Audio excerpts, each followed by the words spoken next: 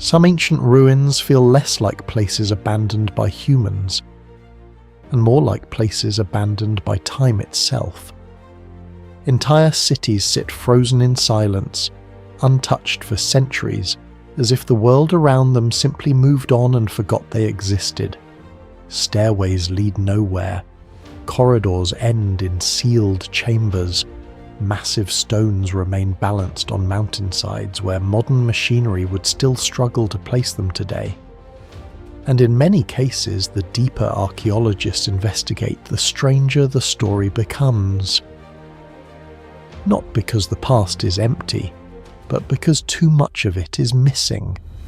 Languages disappeared before they could be translated. Civilizations collapsed before their knowledge was recorded. What remains are fragments of a world that once operated with its own logic, one we may never completely understand.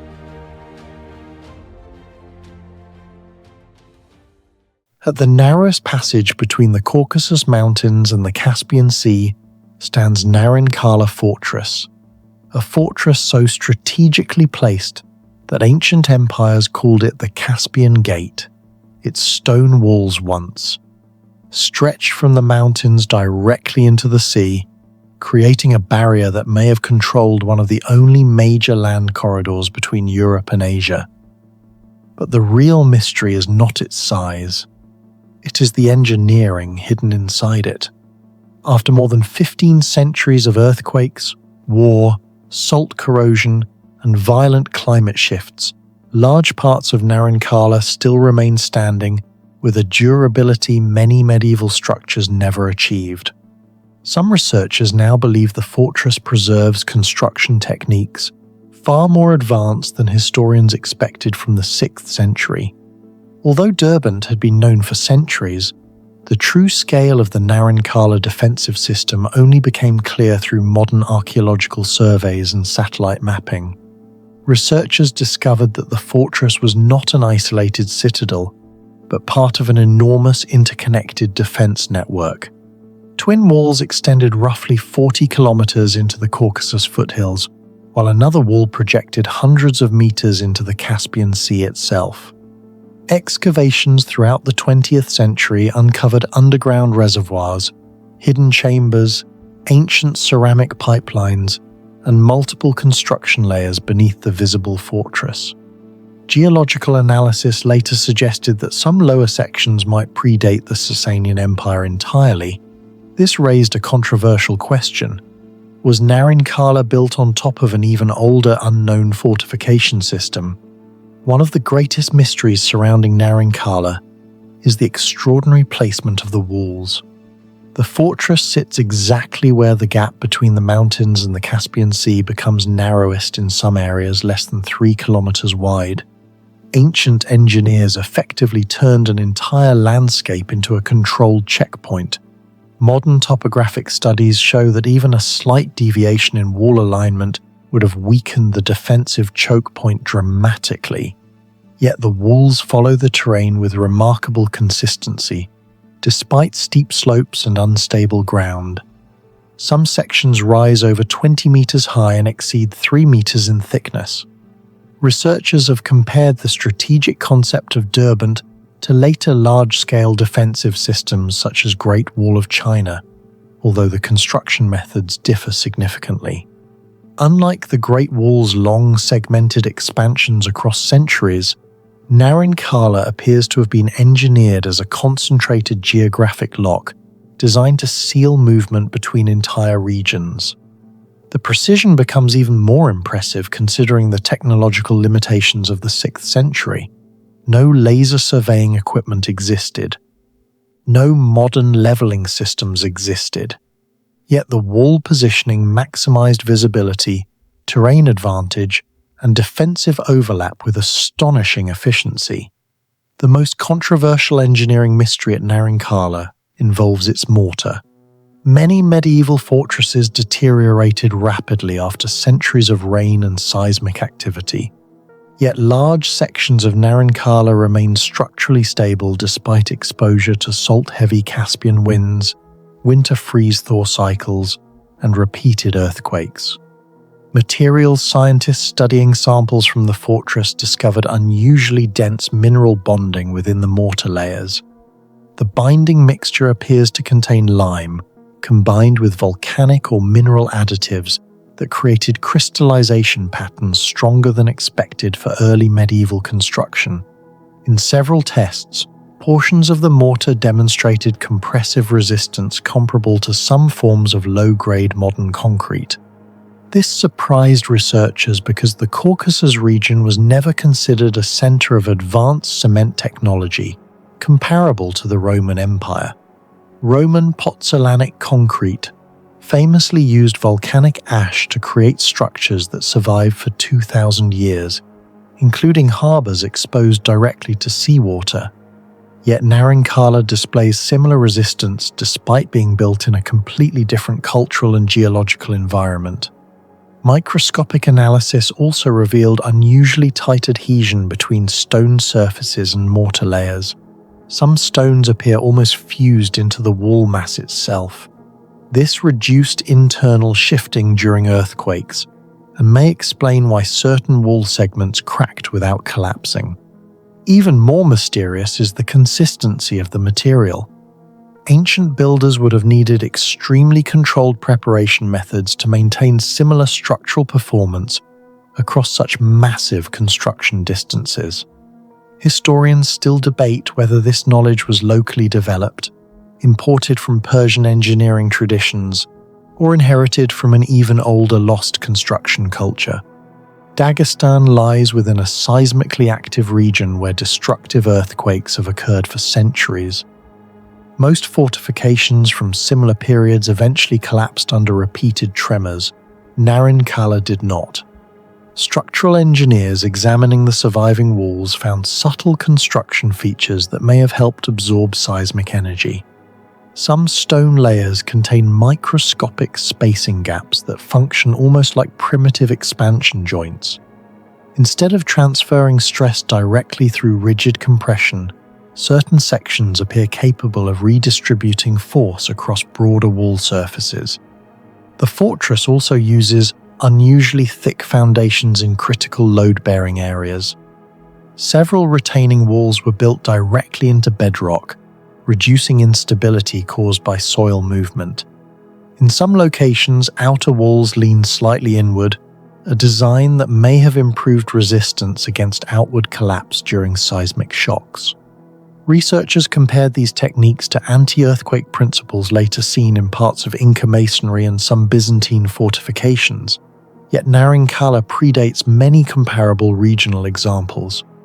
The mystery is not simply that the fortress survived earthquakes. The mystery is that its builders may have intentionally engineered for them.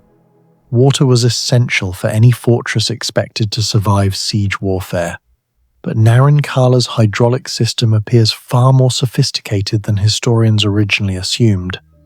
Archaeologists uncovered underground reservoirs connected through ceramic and stone channels running beneath the fortress.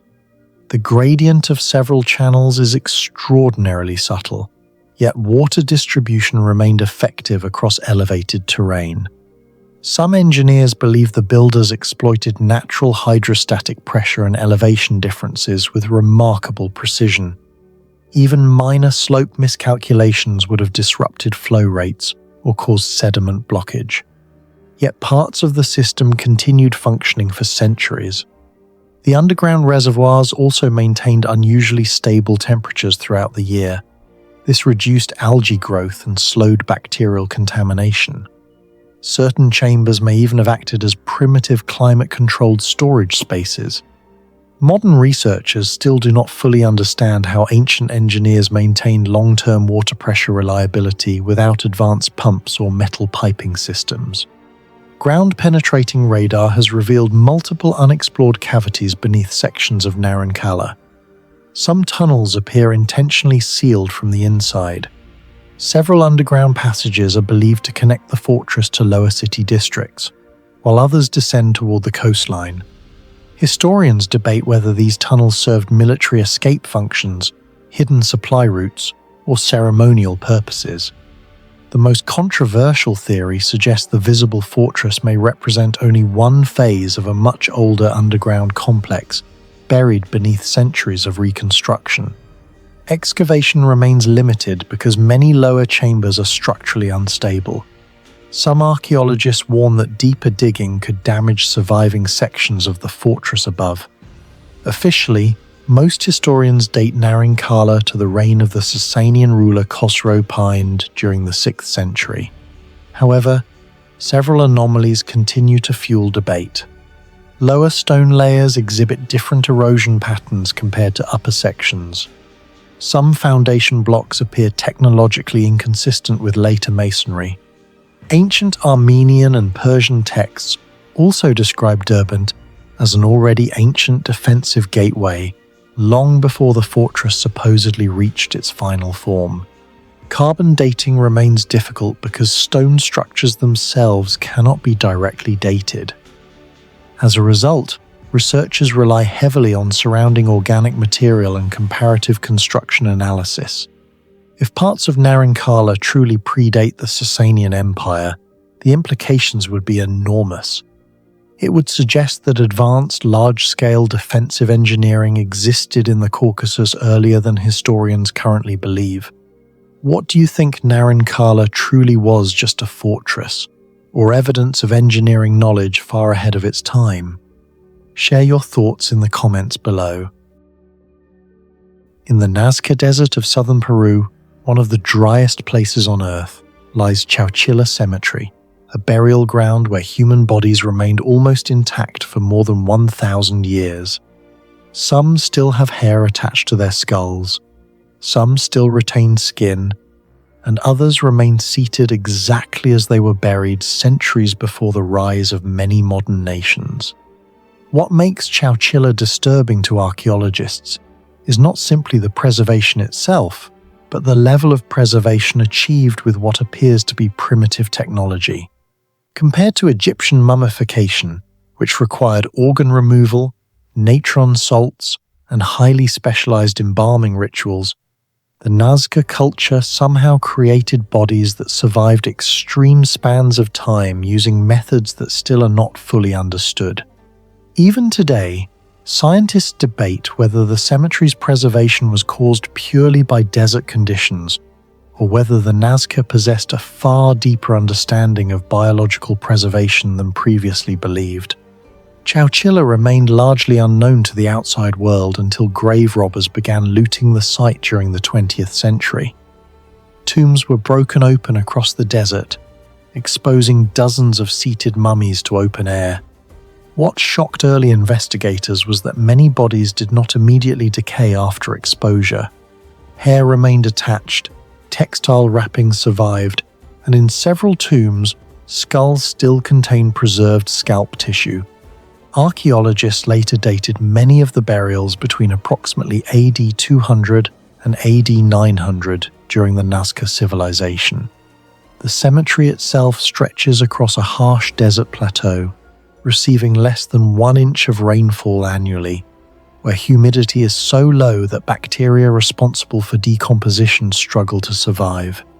Yet even in similarly dry environments across the world, preservation on this level is uncommon. Chauchilla appeared unusually effective at stopping biological breakdown. The greatest mystery surrounding Chauchilla is the astonishing condition of the bodies themselves. Under normal circumstances, human soft tissue decomposes rapidly due to microbial activity. In humid conditions, visible decomposition can begin within days, while even in arid environments, skin and connective tissue usually become fragile and collapse over centuries. But many Chauchilla mummies remained structurally intact for more than a millennium. Several bodies still possess braided hair measuring over 30 centimeters in length, some retain fingernails, and others preserve facial contours beneath dried skin. In multiple cases, internal tissue shrinkage occurred without complete skeletal exposure, suggesting dehydration happened unusually fast after death.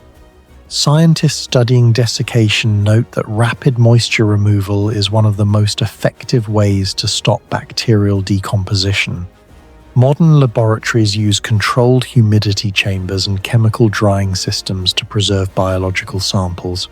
Yet Chauchilla somehow achieved a similar outcome using ancient materials. Researchers believe the Nazca wrapped bodies in layers of cotton textile coated with tree resin and mineral-rich compounds capable of absorbing moisture. Certain analyses identified traces of naturally antibacterial plant substances, though the exact formulas remain uncertain. The surrounding environment also played a role. The Nazca Desert is among the most hyper-arid regions on Earth, where daytime heat can exceed 35 degrees Celsius, while nighttime temperatures drop dramatically. This fluctuation accelerates dehydration. However, climate alone does not fully explain the preservation. Thousands of naturally buried bodies across dry deserts worldwide do not achieve the same consistency seen at Chauchilla. Some archaeologists argue the Nazca intentionally engineered a preservation system combining airflow, burial posture, absorbent materials, and environmental conditions into a highly effective process. In other words, the mummies may not be accidental products of the desert. They may represent a deliberately designed technology of preservation. The tombs themselves introduce another puzzle. Many graves at Chauchilla were constructed using adobe walls reinforced with huarango wood, a remarkably dense desert. Hardwood resistant to insects and decay. Some chambers included narrow openings positioned toward prevailing desert winds. This has led several researchers to suspect the tombs functioned like passive ventilation systems. Modern climate-controlled storage facilities rely heavily on airflow regulation to reduce humidity buildup. By creating constant dry air circulation, moisture levels can be kept low enough to inhibit bacteria and fungi. Certain Chauchilla tombs appear to operate under surprisingly similar principles. Measurements inside partially sealed chambers revealed more stable dryness than surrounding exposed areas. The combination of adobe insulation, airflow direction, and underground positioning may have created a microclimate specifically optimized for preservation. What makes this remarkable is the engineering implication. The Nazca civilization possessed no metal ventilation systems, no scientific instruments, and no modern understanding of microbiology. Yet their burial structures may have manipulated environmental physics with striking effectiveness. Almost every mummy at Chauchilla was buried in a tightly seated position, with knees pulled toward the chest and arms folded inward. For decades, archaeologists viewed this purely as ritual symbolism connected to rebirth or the fetal position, but forensic specialists later proposed another possibility. Compressing the body into a compact shape reduces exposed surface area, and less exposure means slower bacterial expansion.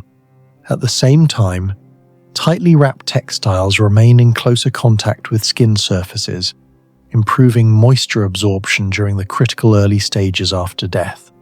Some experts compared the process to modern vacuum preservation principles, where reducing air pockets helps limit biological degradation. This theory became more compelling when researchers noticed that certain loose skeletal burials nearby decomposed far more severely than the compact-seated mummies. The implication is unsettling. The Nazca may have discovered through experimentation that body positioning itself influenced long-term preservation. The textile wrappings found at Chauchilla remain another unresolved mystery. Cotton fibers normally deteriorate significantly over centuries, especially under repeated temperature stress. Yet many Nazca textiles remained structurally intact after more than 1,000 years. Laboratory analysis revealed exceptionally dense weaving patterns in some samples, reaching thread counts comparable to advanced later civilizations. The fibers also appear unusually resistant to microbial damage. Researchers suspect the Nazca may have used natural tannins, mineral pigments, or plant-based preservatives with antibacterial properties. Red pigments containing iron oxide may have further reduced fungal growth. Attempts to recreate similar preservation using traditional methods have produced mixed results. Even with modern understanding, reproducing the precise long-term durability of certain Chauchilla textiles remains difficult. One of the strangest aspects of Chauchilla emerged after looters disturbed the graves. Normally, opening a sealed burial environment rapidly accelerates decay as oxygen enters, humidity changes, and microorganisms spread quickly.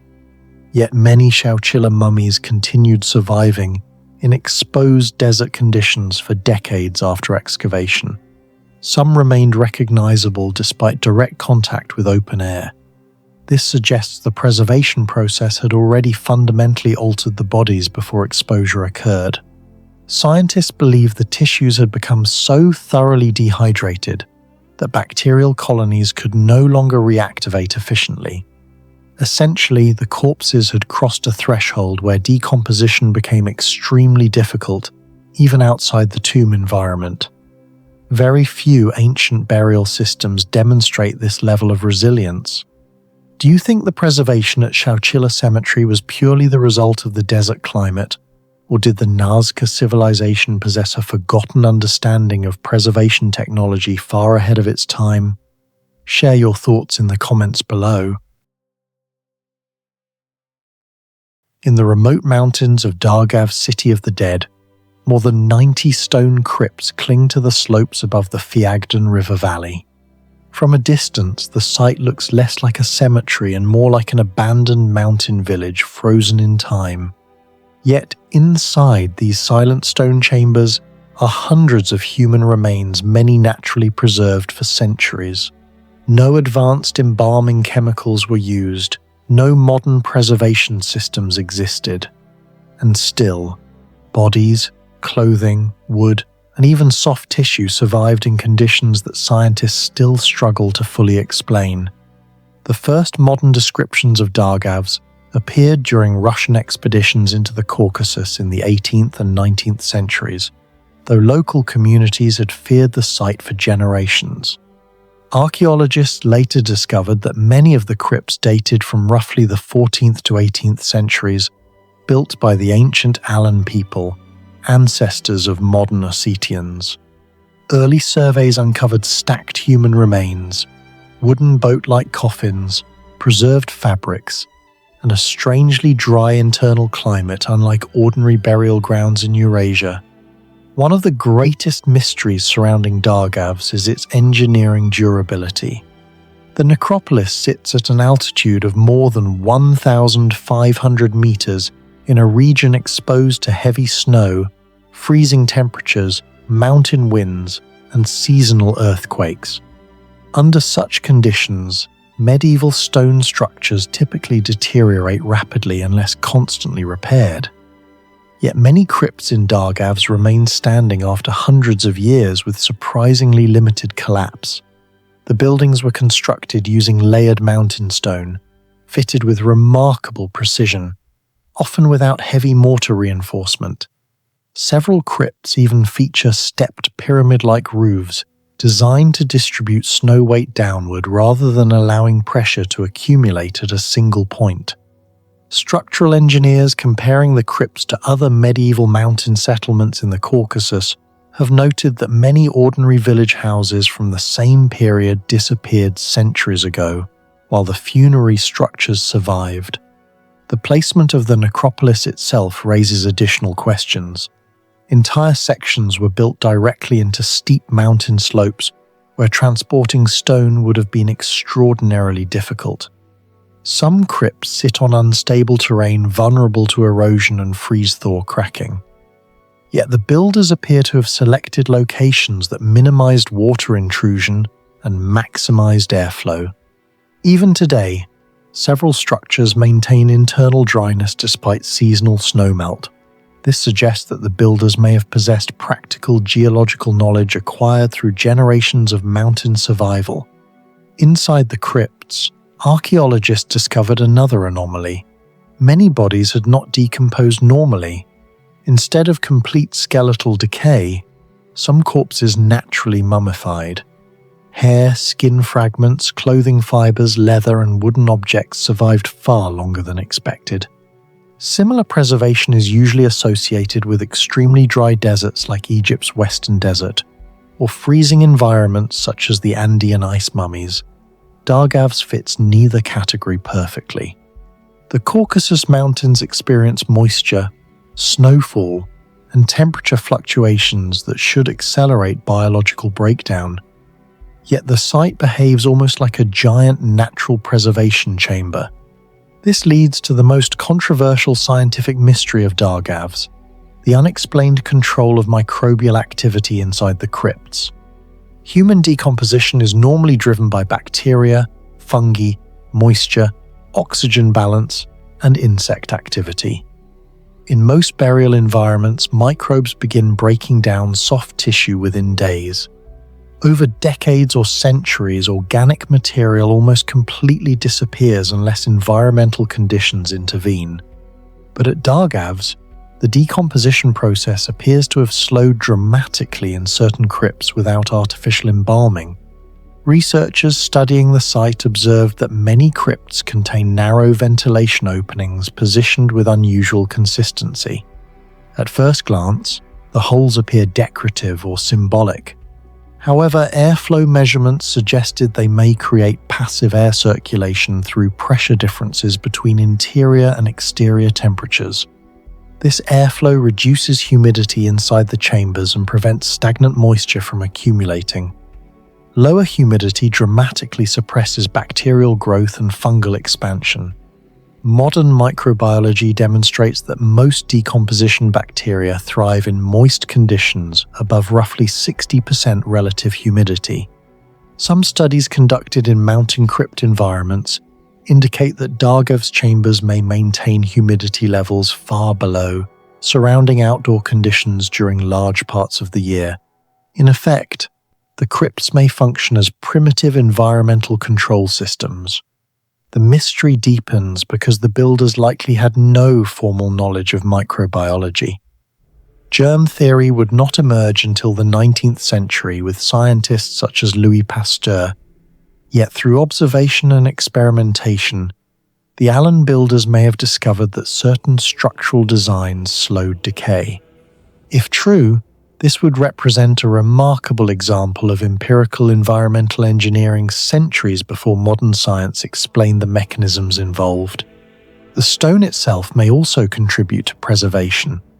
Some geologists believe mineral compositions in the local rock absorb moisture differently than ordinary sedimentary materials. Combined with cold mountain air and constant ventilation, the crypt interiors may create highly unfavorable conditions for microbial colonies. Even so, researchers admit that no single factor fully explains the exceptional preservation found across multiple chambers. Comparisons with other burial sites make Dargavs even more unusual. In the Paris catacombs, skeletal remains survived, but soft tissue preservation is rare due to moisture and microbial exposure.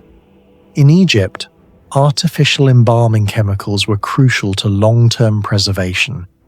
In the Capuchin catacombs of Palermo, later preservation relied partly on chemical treatment and carefully controlled crypt conditions. Dargavs achieved partial natural preservation with far simpler methods and under far harsher environmental instability. Another strange feature is the presence of wooden boat-like coffins. The Caucasus Mountains are not associated with major maritime traditions, yet several bodies were placed inside structures resembling miniature boats. Some historians interpret this as symbolic transport into the afterlife, similar to funerary beliefs in Viking or ancient Egyptian cultures. Others believe the curved wooden frames may have served a practical function by elevating corpses above damp surfaces, indirectly reducing microbial exposure even further. If intentional, this suggests a surprisingly advanced understanding of decomposition control through airflow separation. The arrangement of the necropolis itself also appears highly deliberate. The crypts are organized in tiers across the hillside, almost like a vertical city. Some archaeologists propose that higher placement improved exposure to mountain winds, increasing ventilation efficiency. Others believe social hierarchy influenced the layout. Yet, environmental factors cannot be ruled out. Certain higher crypts exhibit noticeably better preservation than lower structures exposed to more moisture accumulation. Legends surrounding Dargavs intensified its isolation for centuries. Local folklore claimed that anyone entering the City of the Dead would never return alive. This fear may have unintentionally protected the site from looting and human disturbance. Ironically, superstition may have preserved one of Eurasia's most scientifically valuable necropolises. There are also theories linking Dargavs to historical plague outbreaks. Some accounts suggest infected individuals isolated themselves inside the crypts during epidemics to prevent disease spread. If true, the necropolis may represent an early form of voluntary quarantine. Yet this theory creates another paradox. The same sealed but ventilated chambers that isolated disease may also have created the perfect low-moisture conditions for preserving the dead. What do you think really preserved the bodies of Dargavs for centuries? Natural mountain conditions, forgotten engineering knowledge, or something we still do not understand? Let us know your theory in the comments below.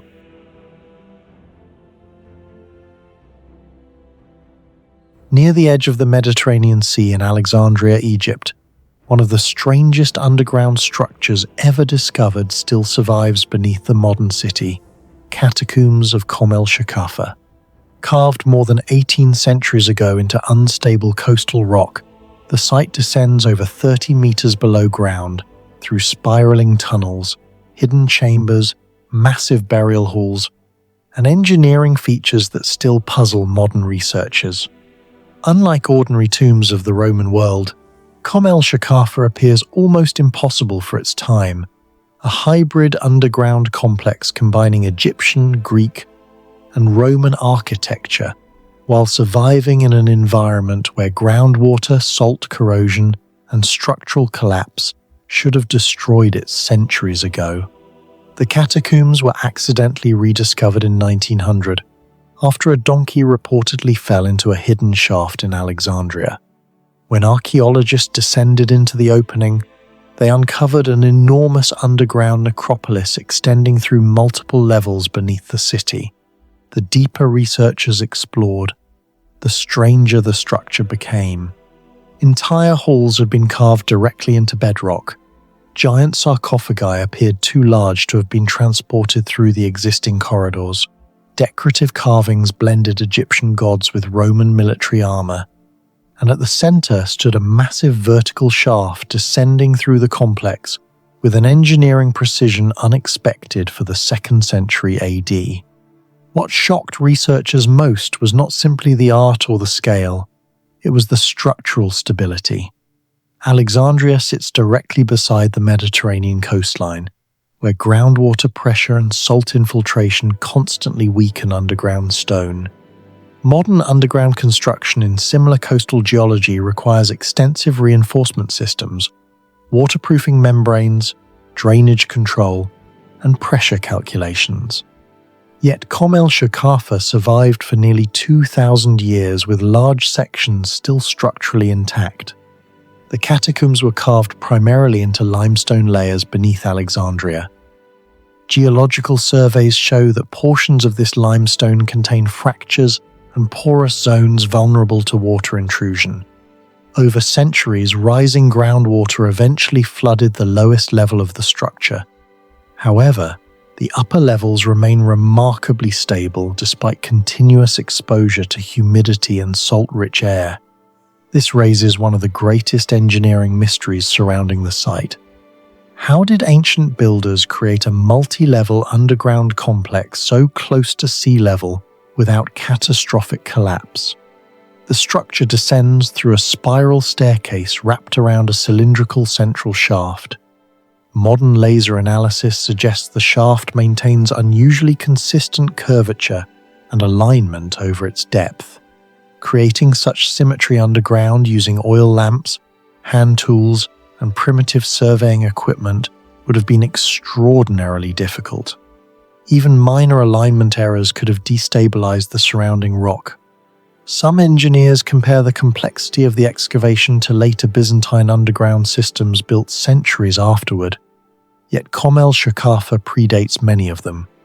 Researchers have proposed that the builders may have used advanced geometric layout methods involving plumb lines, weighted central axes, and rotational carving techniques to maintain structural balance while excavating downward.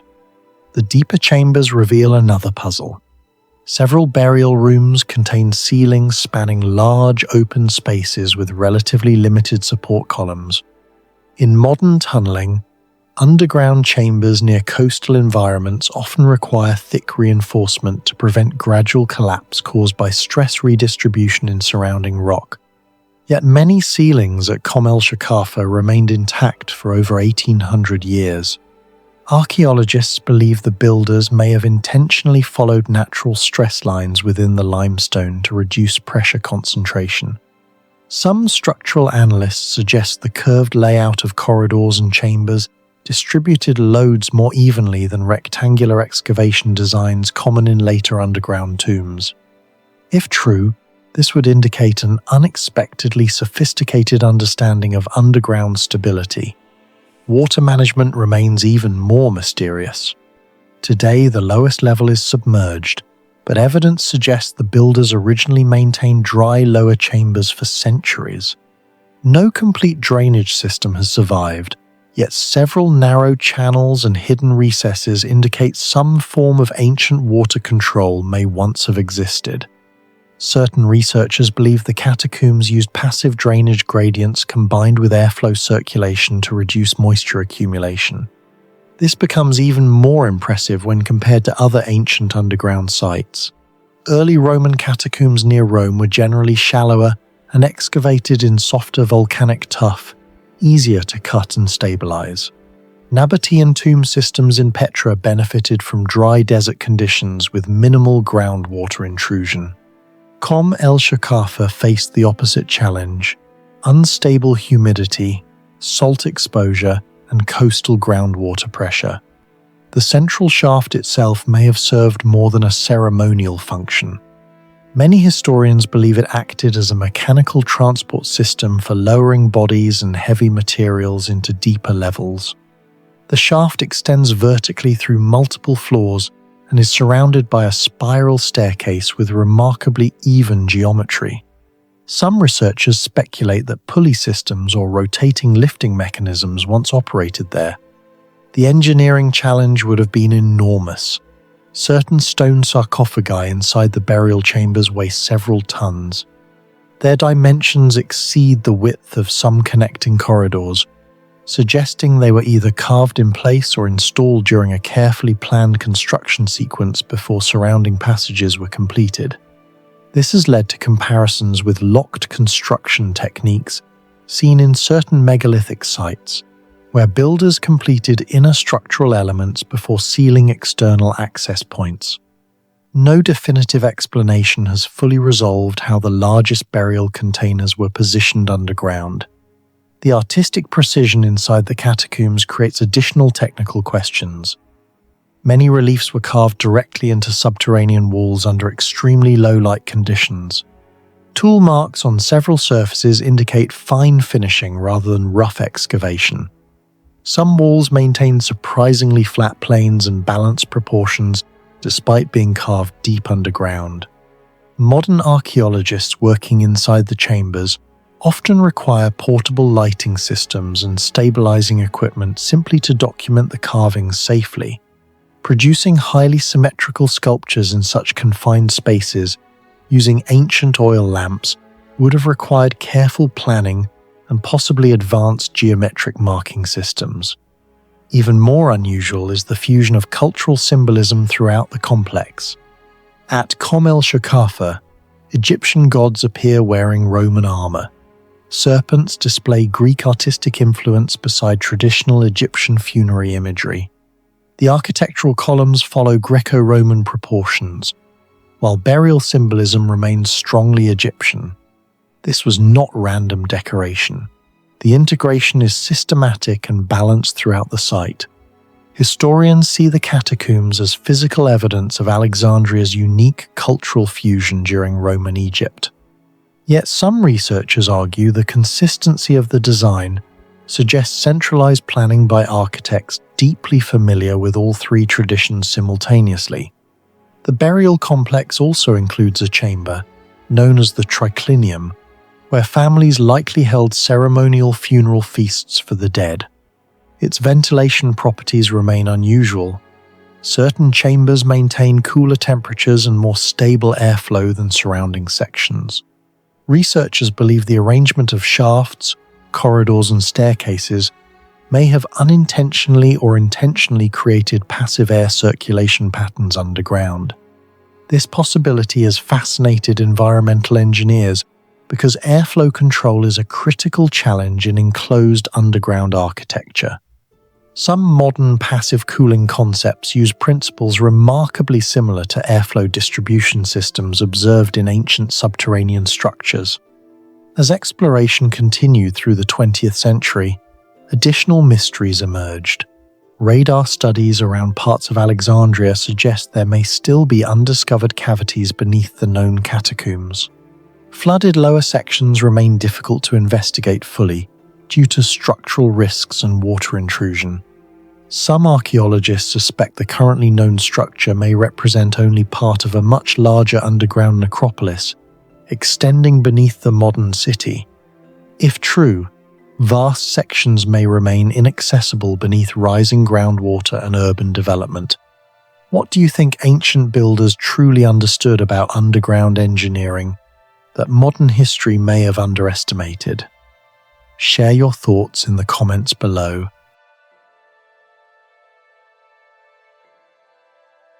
Northern Peru's cloud forests conceal hundreds of carved stones scattered across isolated mountain terrain.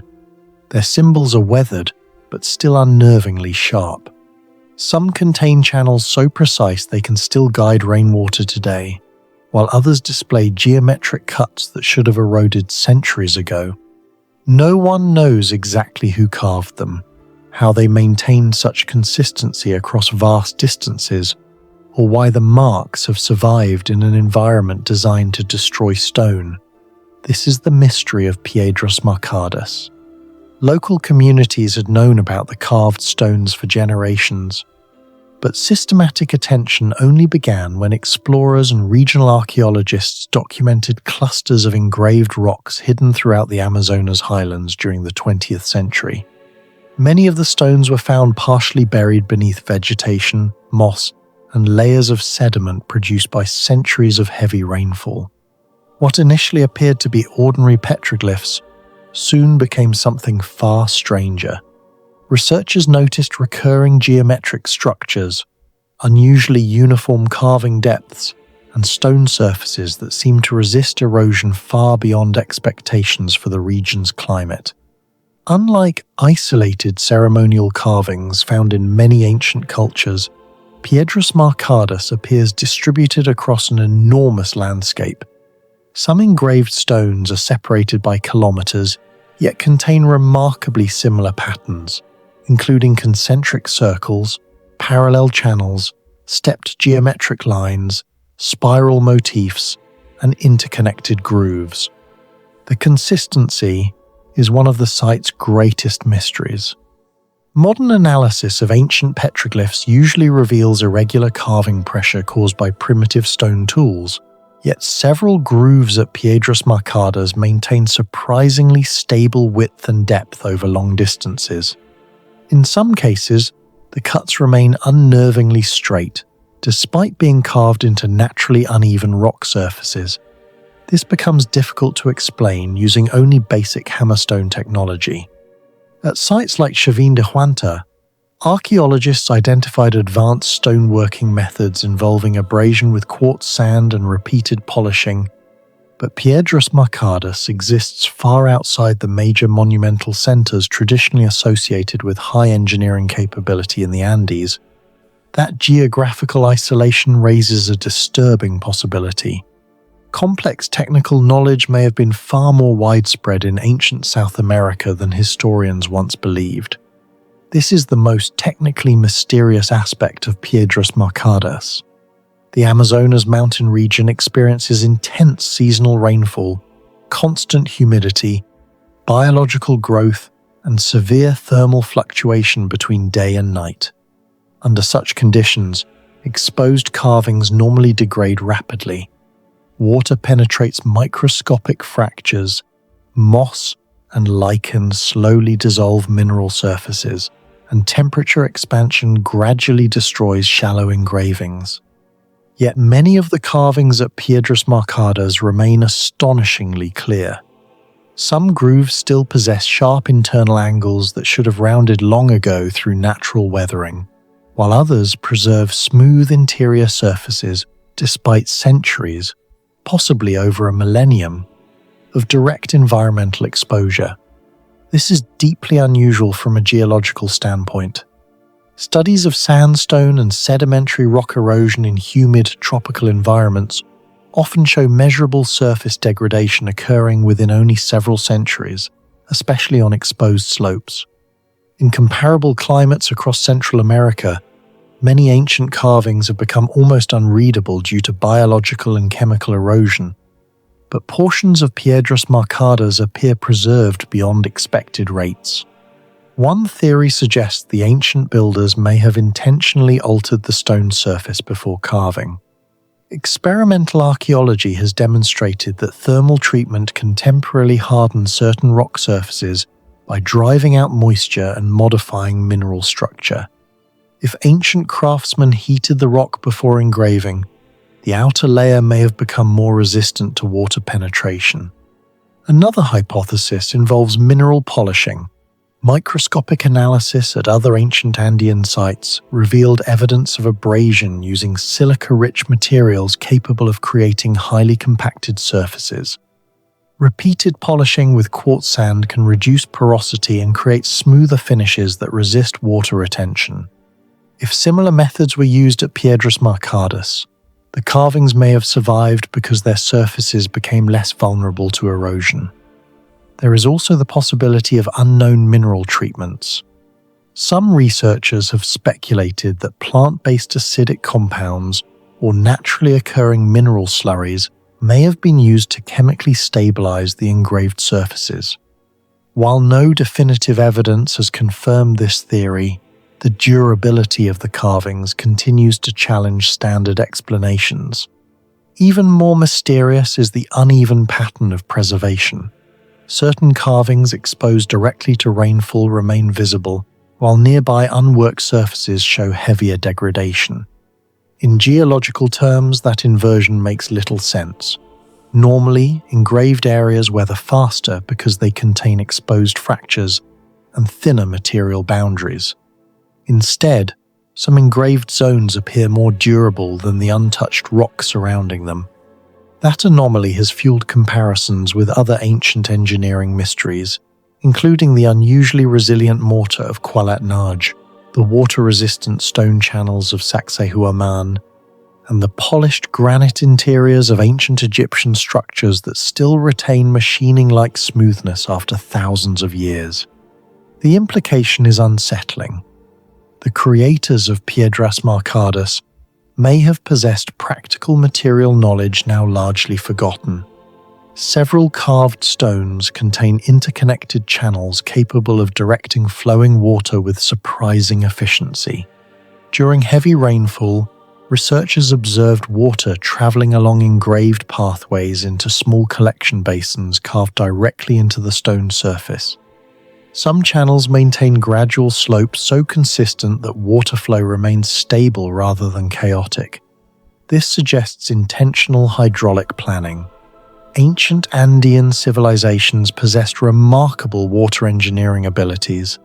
At sites like Machu Picchu, hydraulic systems control drainage so effectively that parts of the city still function during modern storms. But the scale at Piedras Marcadas is different. Instead of monumental canals, The carvings resemble miniature experimental systems, almost like prototypes. Some archaeologists believe the stones may have served ritual purposes connected to water observation, fertility ceremonies, or seasonal prediction.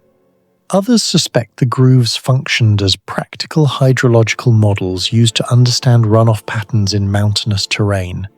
If true, the stones would represent an extremely rare form of ancient microengineering. Not all carvings appear decorative. Several recurring symbols repeat across distant clusters, including spiral pairs, stepped grids, aligned dots, and intersecting pathways. The repetition suggests symbolic structure rather than random art. In recent decades, archaeologists studying pre-Columbian communication systems have increasingly recognized that complex information networks existed long before alphabetic writing became widespread in the Americas. The Inca Quipu system, for example, encoded numerical and administrative data using knots and chord arrangements. Piedras Marcadas raises an even stranger possibility. Could these stones represent a forgotten visual information system? Some geometric arrangements resemble territorial maps, while others align with elevated viewpoints overlooking valleys and ancient movement corridors. Drone surveys have revealed that several stone clusters follow surprisingly organized spatial patterns instead of random distribution. While claims of astronomical alignment remain controversial, the deliberate positioning is difficult to ignore. The carvings may have functioned simultaneously as territorial markers, ceremonial maps, hydrological records, or symbolic calendars connected to seasonal cycles. No interpretation has yet achieved academic consensus. What do you think the creators of Piedras Marcadas were truly trying to preserve ritual symbols, forgotten engineering knowledge, or something humanity still doesn't fully understand? Share your thoughts and theories in the comments below. Near the summit of the Bighorn Mountains in northern Wyoming, nearly 3,000 meters above sea level, a massive stone circle rests silently against the alpine sky. Known as the Bighorn Medicine Wheel, the structure appears simple at first glance. A ring of limestone rocks roughly 25 meters in diameter, connected by 28 stone spokes radiating from a central cairn. Yet for more than a century, archaeologists, astronomers, engineers, and indigenous historians have struggled to explain how such a precise monument was constructed in one of the harshest environments in North America. The deeper researchers studied the site, the more it began to resemble something far beyond a ceremonial stone circle. The wheel was first documented by outsiders in 1878 by forest surveyor Edwin Balk, though indigenous nations including the Crow, Lakota, Blackfoot, and Cheyenne had known of the site for generations and regarded it as sacred ground long before Western archaeology arrived. Early researchers initially assumed the formation was merely symbolic, but by the mid-20th century, detailed measurements revealed something unsettling. The geometry of the structure was unusually deliberate. Certain cairns aligned with solar events, others appeared connected to specific stars, and the entire monument had been positioned on a mountain ridge with nearly unobstructed views of the horizon in every direction, an ideal location for astronomical observation. The first major mystery was logistical. The medicine wheel sits at an elevation of approximately 2,940 meters, where snow can remain for more than half the year, and oxygen levels are significantly lower than at sea level. Even modern visitors often experience fatigue climbing toward the ridge. Yet ancient builders somehow transported and arranged thousands of kilograms of limestone across uneven alpine terrain without metal tools, wheeled vehicles, or draft animals. Some stones in the cairns weigh over 30 kilograms each. Individually, the rocks are manageable, but collectively, the scale of labor becomes difficult to explain. Archaeologists estimate the site required repeated journeys up dangerous slopes over long periods of time. Unlike lowland ceremonial sites, the mountain environment creates additional engineering problems. Freeze-thaw cycles crack stone apart. Heavy snow shifts, loose rock, winds exceeding 80 kilometers per hour are common during storms. Over centuries, these forces should have gradually distorted the layout. Yet the overall geometry of the medicine wheel remains remarkably stable. Some researchers believe later generations continuously maintained and recalibrated the structure, suggesting a cultural tradition of precise spatial knowledge passed down for centuries. Perhaps the strangest feature of the entire monument is its geometry. From above, the structure forms an almost symmetrical wheel. 28 spokes extend outward from the central cairn toward the perimeter. The outer ring remains surprisingly circular despite the irregular mountain terrain. This raises a difficult engineering question. How did ancient builders achieve geometric consistency across a large-scale stone layout without modern surveying equipment?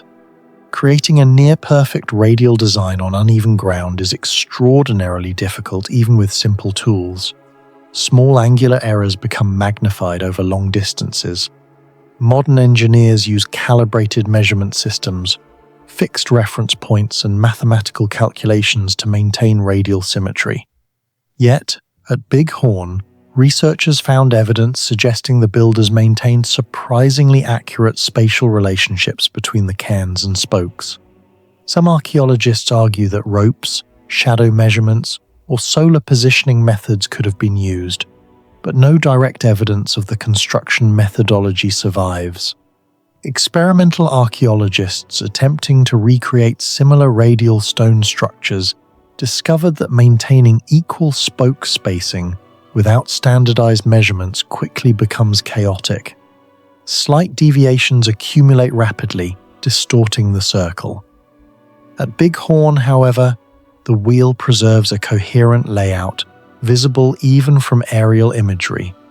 The probability of achieving this entirely through random placement is extremely low. The number 28 may itself contain hidden meaning. Many researchers associate it with the approximate 28-day lunar cycle. Others connect it to ceremonial calendars or biological cycles. Yet no consensus exists because other medicine wheels across North America do not consistently contain 28 spokes. Some have different counts entirely. This inconsistency creates another mystery. Was Big Horn designed according to a specialized astronomical code unique to one tradition, or does the number represent something symbolic now lost to history? Another unresolved puzzle involves the construction sequence.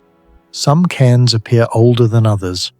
Weathering patterns differ subtly across sections of the wheel, leading some researchers to suspect the monument evolved gradually over centuries rather than being built all at once. If true, this would imply generations of builders maintained a shared geometric blueprint over extremely long periods without written plans. Such continuity would require a remarkably stable oral knowledge system capable of preserving spatial precision across time. The most controversial aspect of the site emerged in the 1970s, when astronomer John Eddy conducted a detailed alignment study. Eddy discovered that several cairns appeared to correspond with the rising and setting positions of the sun during the summer solstice. More intriguingly, other alignments pointed toward heliacal rising positions of stars, including Aldebaran, Rigel, and Sirius. A heliacal rising occurs when a star becomes visible on the horizon just before sunrise after a long seasonal absence. Tracking these events requires careful multi-generational observation because the timing changes gradually due to Earth's axial precession. This is where the mystery deepens dramatically. Earth's axis slowly wobbles over a cycle of roughly 26,000 years, causing stars to shift position in the sky over long periods. Eddy calculated that some alignments at Big Horn Medicine Wheel would only have functioned accurately between roughly 1200 and 1700 CE. In other words, the site may have been intentionally calibrated to astronomical conditions specific to that historical window. Critics argue coincidence is possible, yet supporters point out that multiple alignments converge with statistically unlikely precision. If the astronomical interpretation is correct, then the builders possessed a sophisticated observational tradition capable of tracking celestial cycles over generations without telescopes, written mathematics, or permanent recording systems. Similar questions surround ancient observatories like Stonehenge in Britain or Chauchilla in Peru, where monumental architecture appears synchronized with solar movement. But unlike those civilizations, the societies associated with Bighorn left behind no written astronomical manuals, no mathematical tablets, and no diagrams explaining how the system worked. Another theory suggests the medicine wheel was not constructed in a single phase, but continuously modified over generations. Some cairns may have been repositioned as stellar alignments slowly shifted due to precession. If true, this would imply that the builders not only recognized subtle astronomical changes, but actively corrected for them over centuries. Such a process would require a surprisingly advanced observational culture. Ancient sky watchers would have needed long-term records preserved entirely through oral tradition or ritual practice. Without written charts or permanent instruments, maintaining accurate astronomical calibration across generations would have been extraordinarily difficult. Yet the wheel's alignments suggest exactly that possibility. The wheel's placement may also reveal advanced environmental understanding. The ridge provides an unusually clear horizon line in multiple directions, minimizing visual interference during celestial observations. Nearby peaks create natural horizon markers that may have assisted in tracking solar positions. In effect, the mountain itself may have functioned as part of the observational system. Similar landscape integration appears in ancient sites worldwide, from the Nabta Playa stone alignments in Egypt to Andean observatories in South America. But Bighorn remains unique because of its combination of radial geometry, extreme altitude, and apparent stellar calibration. Some indigenous oral traditions describe medicine wheels not simply as ceremonial structures, but as places where sky knowledge, seasonal timing, spirituality, and navigation merged into a single system. Modern science often separates astronomy, engineering, and religion into different categories. Ancient cultures may not have viewed them separately at all. The builders of Bighorn may have understood the landscape as a living astronomical map, where geometry and cosmology became inseparable. What do you think the Bighorn medicine wheel truly was? A sacred ceremonial site, an ancient observatory, or evidence of a lost system of knowledge far more advanced than we imagine? Share your thoughts in the comments below.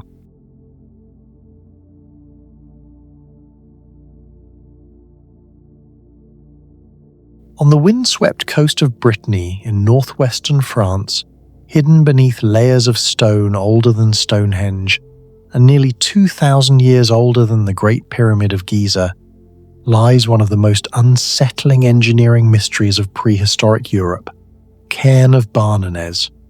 From a distance, it looks like little more than a massive mound of rock overlooking the Atlantic.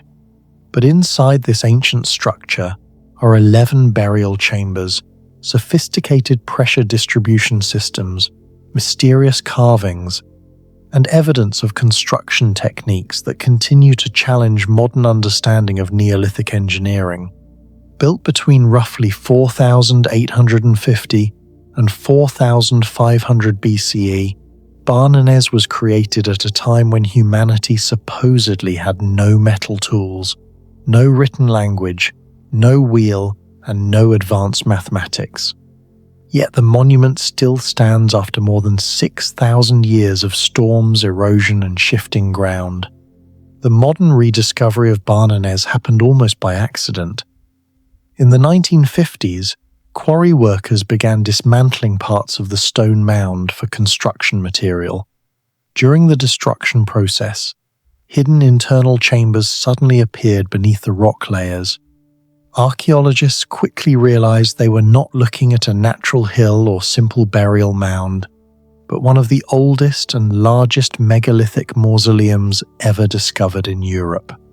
Excavations later revealed a monument stretching over 70 meters long and containing an estimated 13 to 14,000 tons of stone. Some individual granite slabs weigh several tons each. What shocked researchers most was not merely the scale, but the complexity hidden inside. One of the greatest mysteries surrounding Barnenez is the fact that it was not built as a single structure. Detailed archaeological analysis revealed at least two major construction phases separated by centuries. The original cairn was smaller and contained several internal passage graves. Long afterward, an enormous extension was added around the first structure. Yet the final monument appears astonishingly unified, as though designed from the beginning as one coherent system. This creates an engineering puzzle that archaeologists still struggle to explain. Normally, large-scale additions built centuries apart create visible structural weaknesses. Different foundations settle unevenly.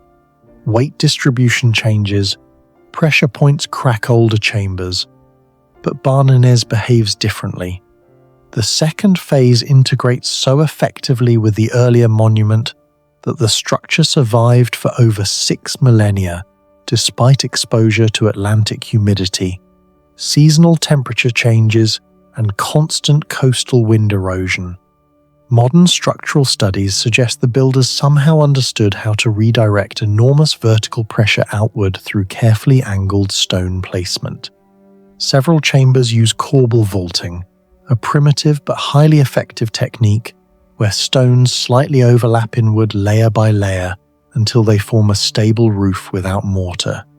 Similar systems later appeared in Mycenaean Greece thousands of years afterward, including the famous treasury of Atreus built around 1250 BCE.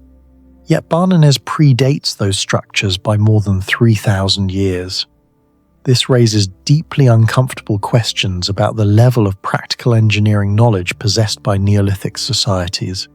How did people using only stone tools calculate load distribution inside a monument weighing over 10,000 tons?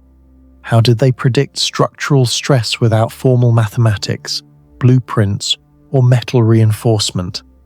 Even more mysterious is the precision of the dry stone masonry itself. Barnenez was constructed entirely without cement, mortar, or chemical binding agents. The stones rely purely on positioning, balance, friction, and weight.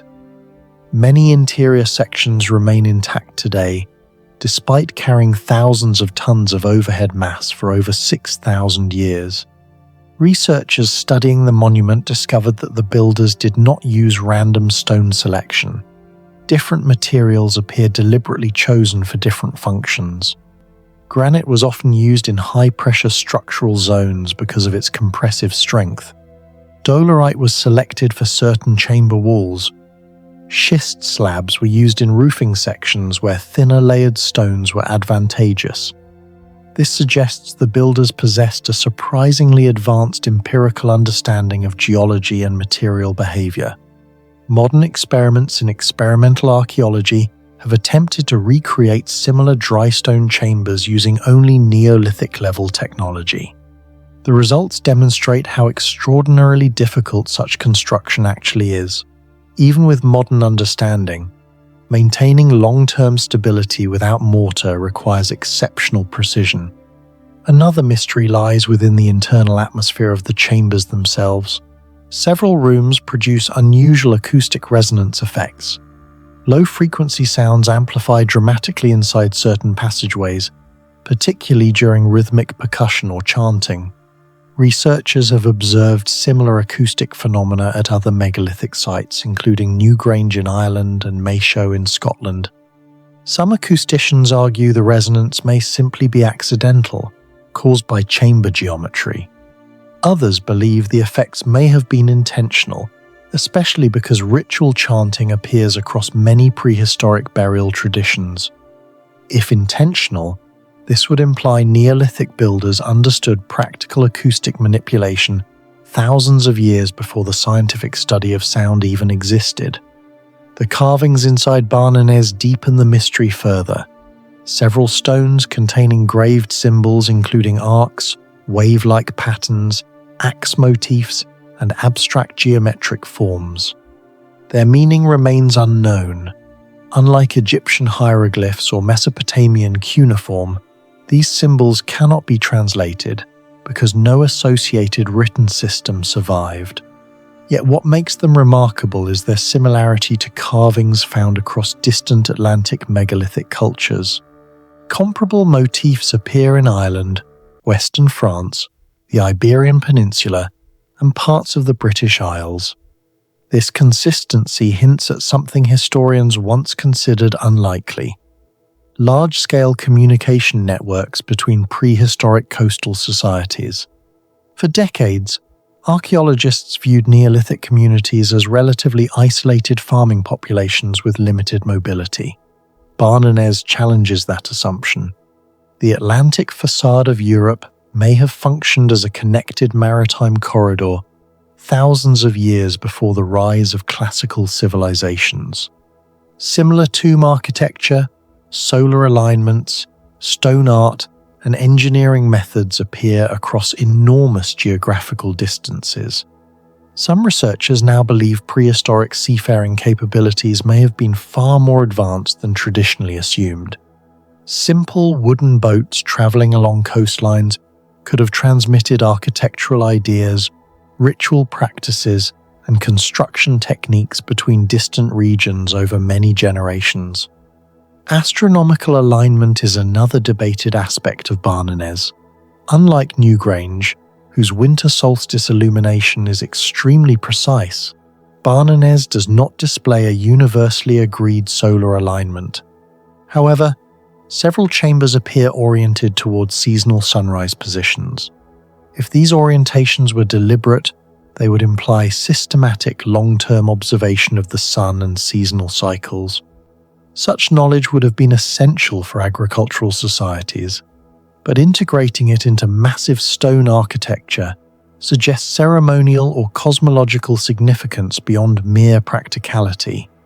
What makes Barnenez especially unsettling is how early it appears in human history. Conventional timelines often portray the 5th millennium BCE as an era of relatively simple village societies in Western Europe. Yet Barnenez demonstrates coordinated labor organization on a monumental scale. Building the structure likely required generations of planning, transportation systems, food surplus management, and social hierarchy capable of directing hundreds of workers. Some estimates suggest thousands of individual stone movements would have been necessary. Without wheeled transport, every slab had to be dragged manually using ropes, wooden rollers, sledges, or earthen ramps. What do you think the builders of Barnenez truly understood 6,000 years ago? Was it simply extraordinary human ingenuity, or does this monument hint at knowledge we still fail to fully understand? Share your thoughts in the comments below.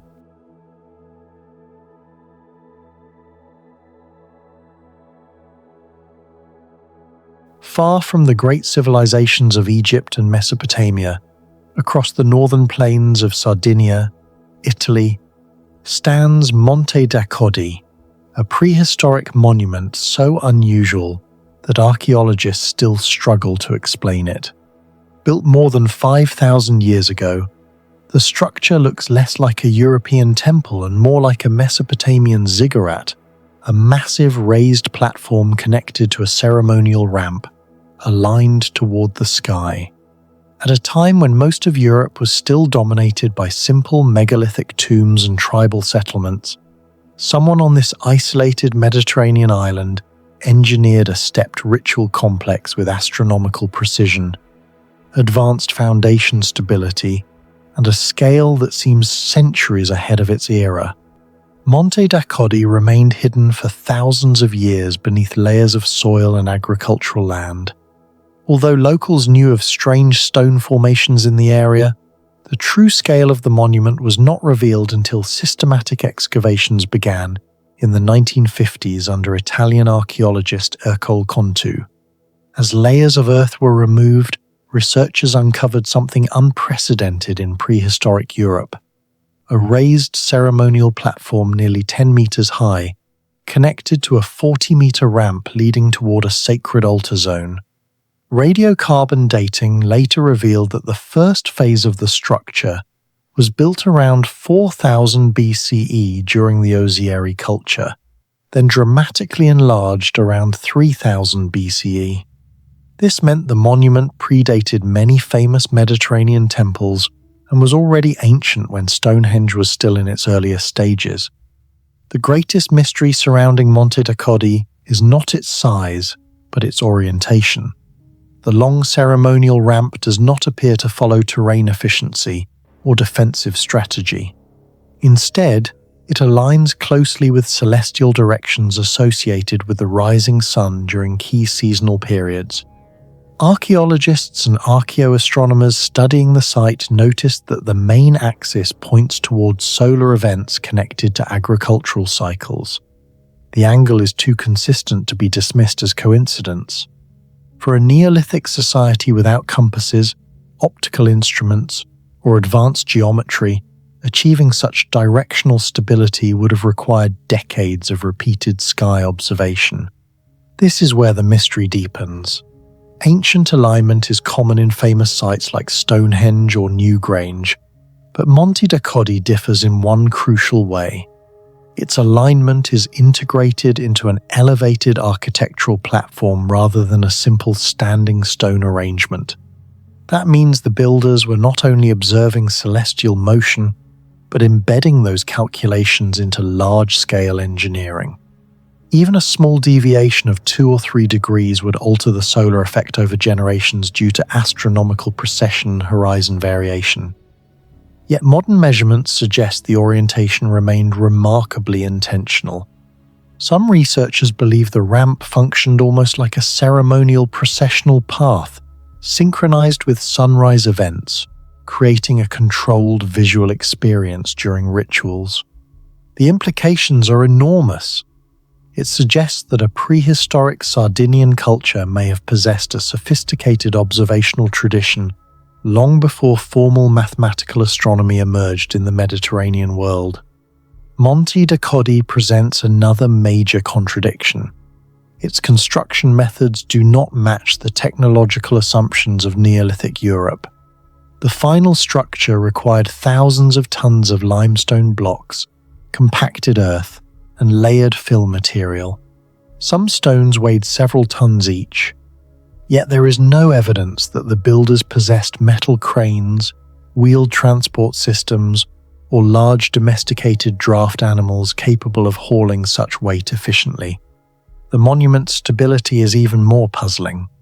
Geological studies indicate that the builders created an unusually resilient layered foundation using compacted soil mixed with smaller stones to distribute pressure across the platform. More than 5 millennia later, large sections of the core structure remain intact despite erosion, rainfall, seismic activity, and temperature fluctuations. Modern engineers recognize similar principles in load distribution systems used in later monumental architecture.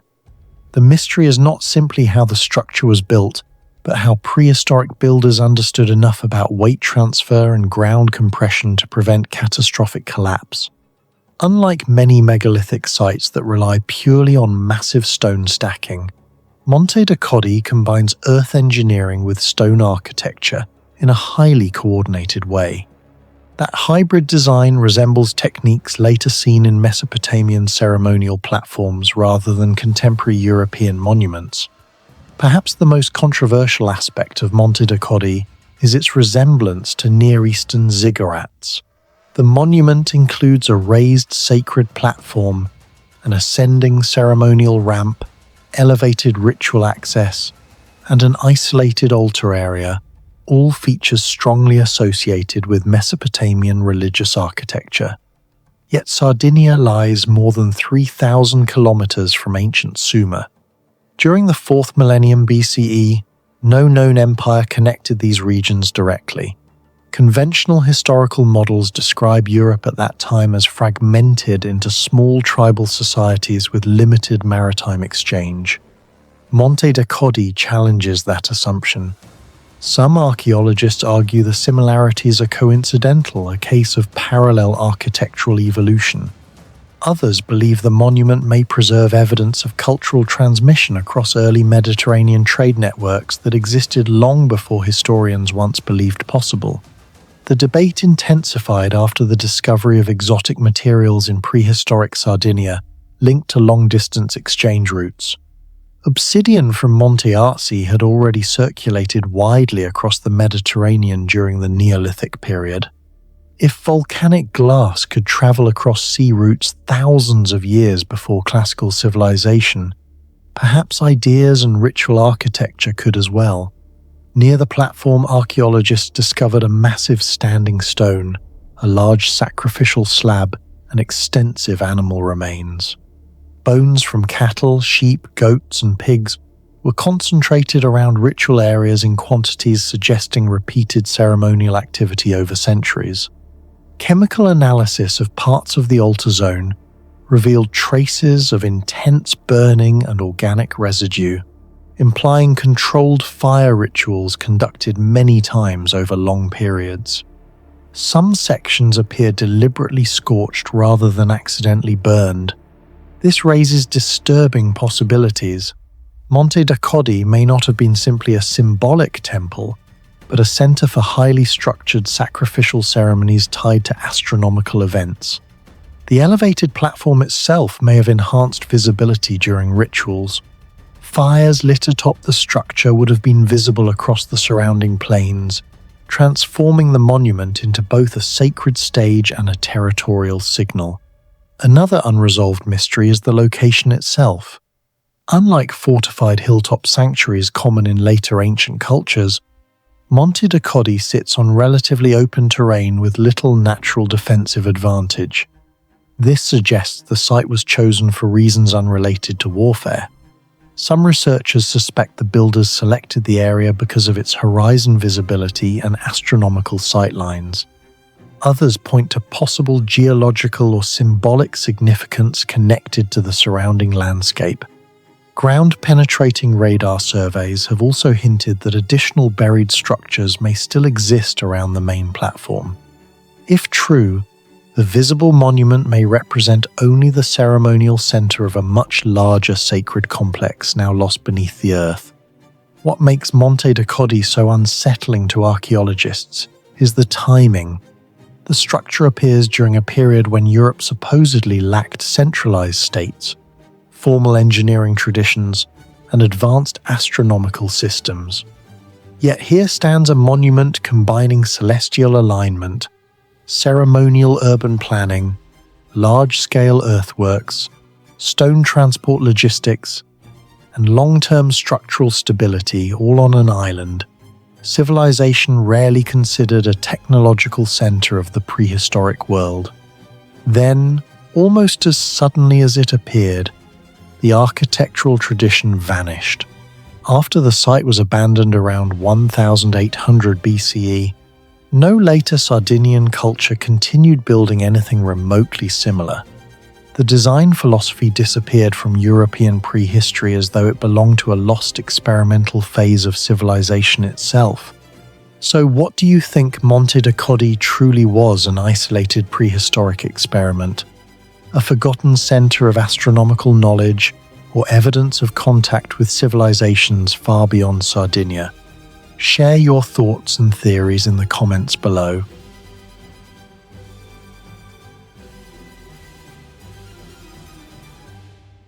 Near the western shores of Lake Titicaca in southern Peru, carved directly into a massive wall of red sandstone, stands one of the strangest monuments in the ancient Andes, Aramu Muru. The structure appears deceptively simple at first glance, a gigantic carved doorway approximately 7 meters high and 7 meters wide, with a smaller T-shaped recess cut into the center. But unlike temples, tombs, or chambers found throughout Peru, this doorway leads nowhere. Behind it is solid rock. The site became widely known in modern archaeology during surveys around the Huayllamarca region near Lake Titicaca in the 20th century. Although local Aymara communities had preserved legends about the location for centuries, early investigators expected to uncover hidden tunnels or buried chambers nearby. Instead, each new examination revealed something even stranger. There were no large ruins, no surrounding ceremonial city, no defensive walls, and almost no evidence of permanent habitation. The monument existed in isolation.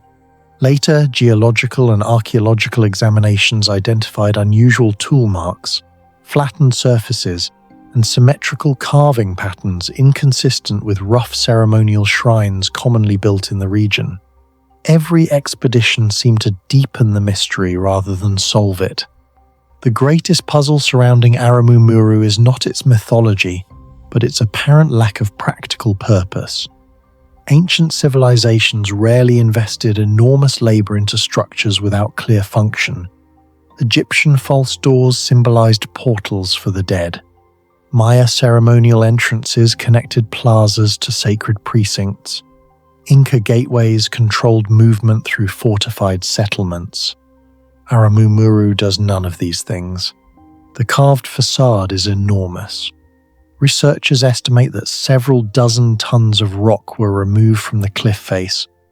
Yet there is no internal chamber behind the door, no burial shaft, no ventilation system, no hidden storage cavity. It resembles architecture. Without architecture, the visual language of a doorway stripped of all utility. This contradiction is what separates Aramu Muru from ordinary ritual sites. Even highly symbolic structures like the monoliths at Tiwanaku still served ceremonial, astronomical, or social purposes within larger urban systems. Aramu Muru stands almost alone in the Andes as a giant engineered symbol disconnected from a visible settlement. The technical aspects of the carving remain one of the site's most debated mysteries. The monument was cut into red sandstone, a material softer than granite but still difficult to shape with primitive stone hammers alone. Experimental archaeologists have demonstrated that creating large flat surfaces on sandstone using hammerstones produces highly irregular textures and thousands of impact fractures. Yet large sections of Aramu Muru appear unusually smooth and geometrically consistent. The main recessed panel contains long, straight cuts, extending several meters with surprisingly uniform depth. Some angles approach near-perfect 90-degree geometry. The smaller inner niche displays symmetrical proportions that suggest deliberate measurement systems rather than approximate shaping. These characteristics have led some researchers to compare the site's craftsmanship with advanced stoneworking traditions found at Pumapunku and Sacsayhuaman. At Pumapunku, andesite blocks weighing over 100 tons were cut with tolerances, sometimes measuring less than 1 millimeter deviation. At Sacsayhuaman, polygonal stones fit together so precisely that even modern blades struggle to pass between joints. Aramu Muru does not contain massive transported blocks, but the same question emerges: how did ancient craftsmen achieve such controlled geometry on large stone surfaces without iron tools, steel chisels, or mechanized cutting systems? Another major anomaly is what archaeologists did not find. Large ceremonial centers in the Andes almost always include secondary structures: worker housing, storage facilities, terraces, plazas, drainage systems, stairways, or ritual platforms. Around Aramu Muru, These elements are almost entirely absent. Excavations in surrounding areas uncovered scattered ceramics and limited occupation evidence, but nothing proportional to the scale of the monument itself. This absence creates a logistical problem. Creating a 7-meter monument directly into a cliff would likely require organized labor over an extended period. Workers would need food, tools, water, and coordination. Yet the archaeological footprint of such activity is strangely minimal. Some researchers speculate the visible structure may represent only one surviving component of a much older ceremonial landscape lost to erosion or seismic destruction. Others suggest the monument belonged to a pre-Inca culture later absorbed into local mythology. The region surrounding Lake Titicaca contains evidence of civilizations dating back more than 3,000 years, long before the rise of the Inca Empire. The proportions of Aramu Muru raise additional questions about ancient engineering knowledge. The outer recessed frame and inner niche appear intentionally balanced according to geometric ratios rather than random artistic preference. Several independent architectural analyses noted that the central niche aligns almost perfectly with the vertical axis of the larger facade. The recessed planes also maintain unusually consistent depth across wide surfaces, something difficult to achieve manually without reliable measurement methods. Ancient Andean civilizations possessed sophisticated engineering abilities, often underestimated in mainstream discussions. The Inca road network stretched over 40,000 kilometers across mountains, deserts, and forests comparable in scale to the Roman road system. Their masonry resisted earthquakes so effectively that many colonial Spanish buildings collapsed while Inca foundations survived. Yet, Aramu Muru introduces a different category of engineering mystery. Not transportation or structural stability, but abstract geometric execution. The monument appears designed to embody precision itself. Visitors standing inside the smaller recessed niche frequently report unusual acoustic effects. Low-frequency sounds resonate strongly against the surrounding stone walls, creating amplified echoes and vibration patterns. While no comprehensive acoustic survey has yet been published in a major journal, similar phenomena are documented at ancient ritual sites worldwide. At Chavin de Huanta, underground galleries were deliberately engineered to manipulate sound using narrow corridors and resonant chambers. Studies there demonstrated that shell trumpets produce psychologically intense acoustic distortions capable of altering human perception during ceremonies. Some researchers believe Aramu Muru may have functioned less as architecture and more as a sensory device, a location designed to create ritual experiences through sound, isolation, scale, and visual symbolism. The giant doorway, rather than serving as a physical entrance, may have represented a symbolic threshold between worlds. Local legend transformed the monument into something even more mysterious. According to later oral traditions, a priest named Aramu Muru fled Spanish conquistadors carrying a sacred golden disc taken from a hidden temple. Reaching the stone doorway, he placed the disc into the smaller recess at the center of the monument. Witnesses claim the rock began to glow with blue light before opening into another realm, allowing the priest to disappear forever. While historians consider the story mythological, it contains motifs found across many ancient civilizations. Egyptian tombs used false doors as portals for spiritual transition. Mesopotamian religions described gates connecting divine and human realms.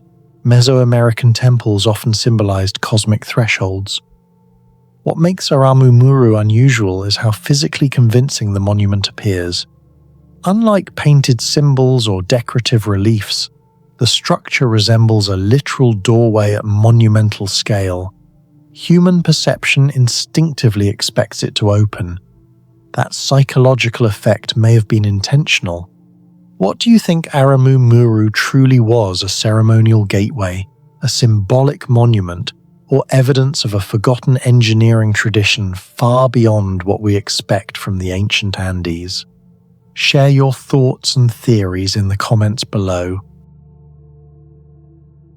Mahendra Parvata stood on the Phnom Kulen Plateau, about 40 kilometers northeast of modern Angkor Wat, and was once believed to be little more than a scattering of ruined temples hidden beneath dense Cambodian jungle. For decades, archaeologists assumed the true beginning of the Khmer Empire started later, centered around Angkor itself. But in the early 21st century, an extraordinary discovery changed that narrative completely. Using airborne LiDAR scanning technology in 2012, researchers mapped the forest floor beneath the thick tropical canopy and uncovered something almost unimaginable: an enormous lost mountain city stretching across the plateau. Roads, canals, reservoirs, temples, embankments, and geometric urban grids suddenly appeared beneath the trees like the ghost of a vanished civilization. The discovery shocked archaeologists because Mahendra Parvata was not a small ceremonial center. It was a massive engineered city dating back to the 8th and 9th centuries, potentially one of the earliest large-scale urban experiments of the Khmer Empire. The first surveys revealed strange linear embankments and artificial channels hidden beneath vegetation. Later scans exposed a far more advanced system, a carefully planned urban landscape extending over dozens of square kilometers. Archaeologists then identified temple complexes aligned along engineered routes that connected distant sectors of the plateau. Excavations uncovered ceramic remains, hydraulic structures, quarry zones, and evidence of extensive land modification. Every new phase of exploration revealed another layer of complexity. What initially appeared to be isolated religious ruins gradually transformed into evidence of a gigantic planned capital hidden for more than 1,000 years. What makes Mahendra Parvata extraordinary is not simply its age, but the technological questions surrounding its construction.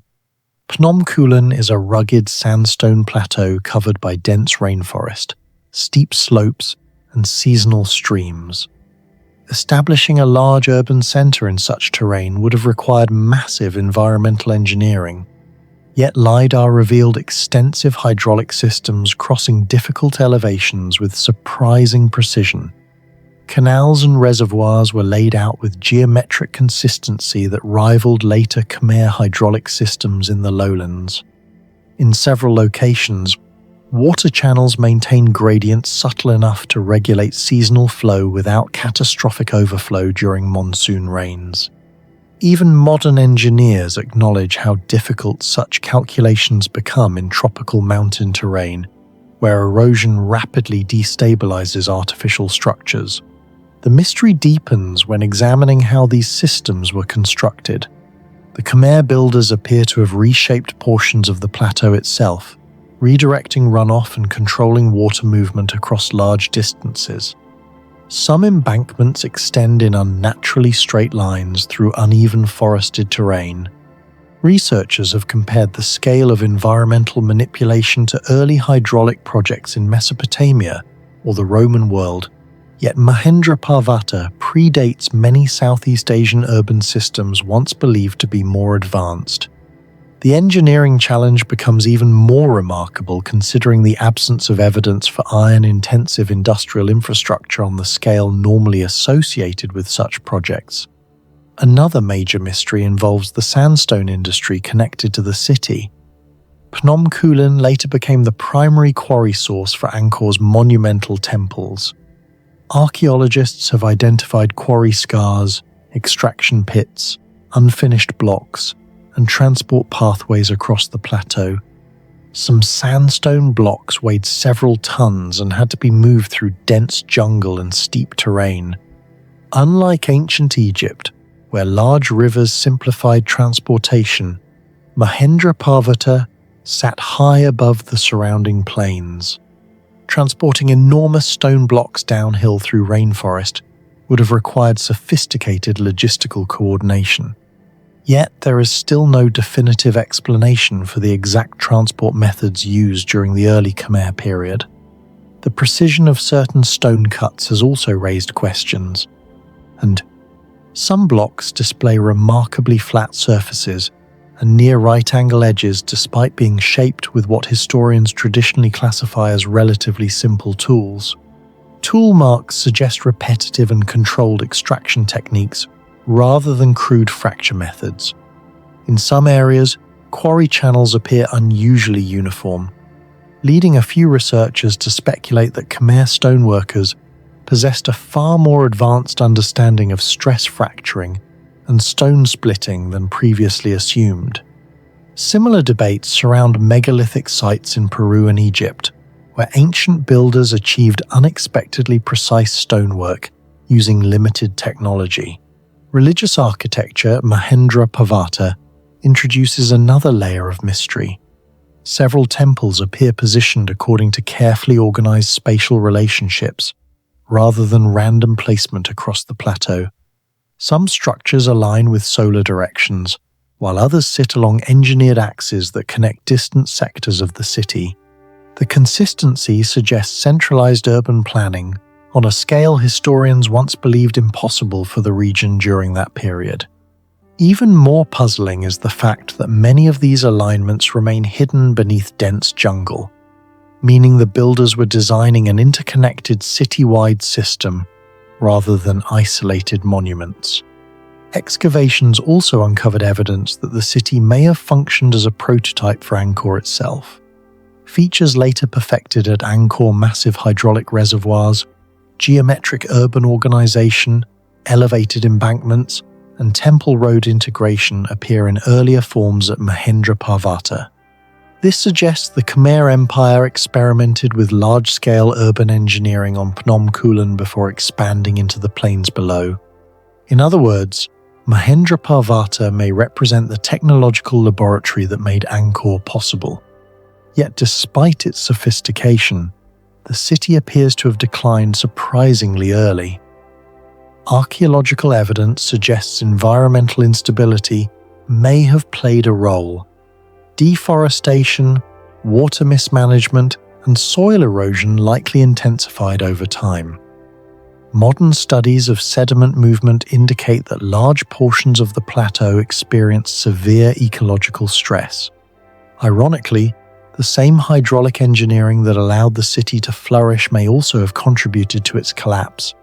Once erosion destabilized the landscape, maintaining canals and reservoirs in monsoon conditions would have become increasingly difficult. One of the strangest aspects of Mahendra Parvata is how completely it disappeared. Unlike Angkor, which remained partially visible even after decline, this mountain city vanished beneath rainforest so thoroughly that its true scale remained unknown until airborne laser mapping exposed it centuries later. For generations, local legends spoke of ancient ruins hidden in the mountains, but few imagined an entire urban network lay concealed beneath the jungle canopy. The use of LiDAR technology itself became one of the most revolutionary moments in modern archaeology. Millions of laser pulses penetrated gaps in the forest canopy and generated a digital terrain model capable of revealing subtle human-made structures invisible from the ground. Similar technology later transformed the study of Maya cities in Central America, uncovering vast hidden urban networks beneath tropical forests. But Mahendra Parvata became one of the earliest and most dramatic demonstrations of how entire civilizations could remain invisible until advanced remote sensing technologies exposed them.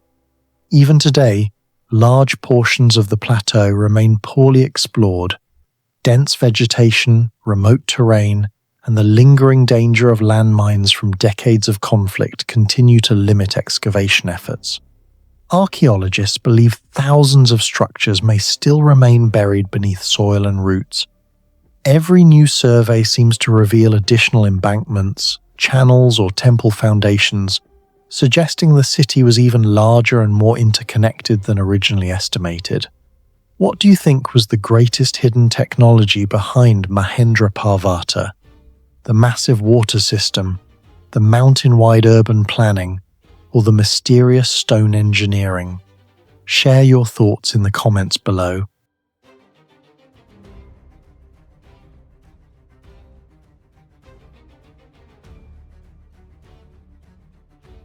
Northern Belize hides one of the strangest survivals in the ancient Maya world. Beside the dark waters of the New River Lagoon, Lamanai rises from the rainforest like a city that refused to die. While most Maya capitals collapsed more than 1,000 years ago, Lamanai continued to survive for over 3 millennia. And hidden beneath its towering temples and giant stone faces lies one of the most overlooked engineering mysteries in the ancient world. Unlike many Maya cities rediscovered through dramatic expeditions, Lamanai was never completely forgotten. Local communities had known about the ruins for centuries, but systematic archaeological investigation only began seriously in the 1970s under British archaeologist David Pendergast of the Royal Ontario Museum. As excavations expanded, researchers realized they were not uncovering an abandoned ceremonial center like Tikal or Kapan. They were uncovering a city that had remained continuously occupied from around 1500 BCE until the 17th century CE, an urban lifespan of nearly 3,000 years. That timeline alone stunned archaeologists. Most major Maya lowland cities experienced severe collapse during the Terminal Classic period around the 9th century, likely caused by drought, warfare, ecological exhaustion, or political instability. Tikal's population may have fallen by more than 70% within decades. Kapan experienced rapid depopulation after years of deforestation and soil depletion, yet Lamanai continued functioning long after surrounding regions declined.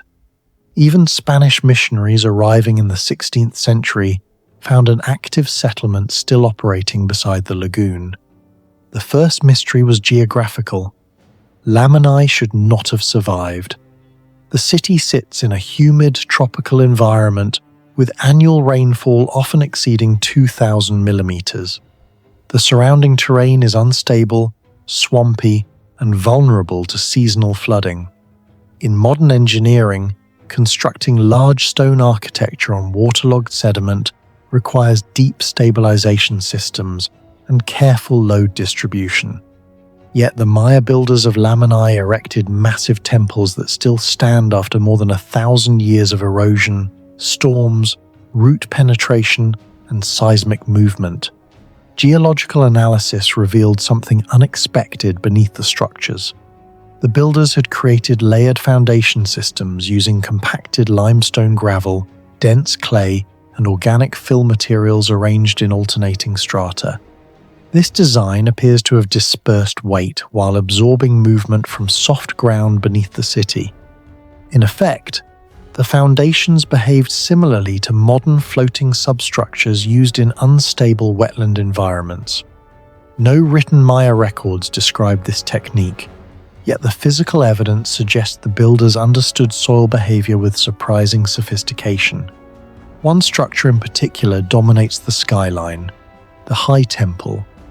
Rising approximately 33 meters above the jungle canopy, it remains one of the tallest surviving Maya structures in Belize. Archaeologists estimate that its construction required tens of thousands of tons of limestone blocks. But the region lacks large draft animals, iron tools, or wheeled transport systems capable of moving such weight efficiently.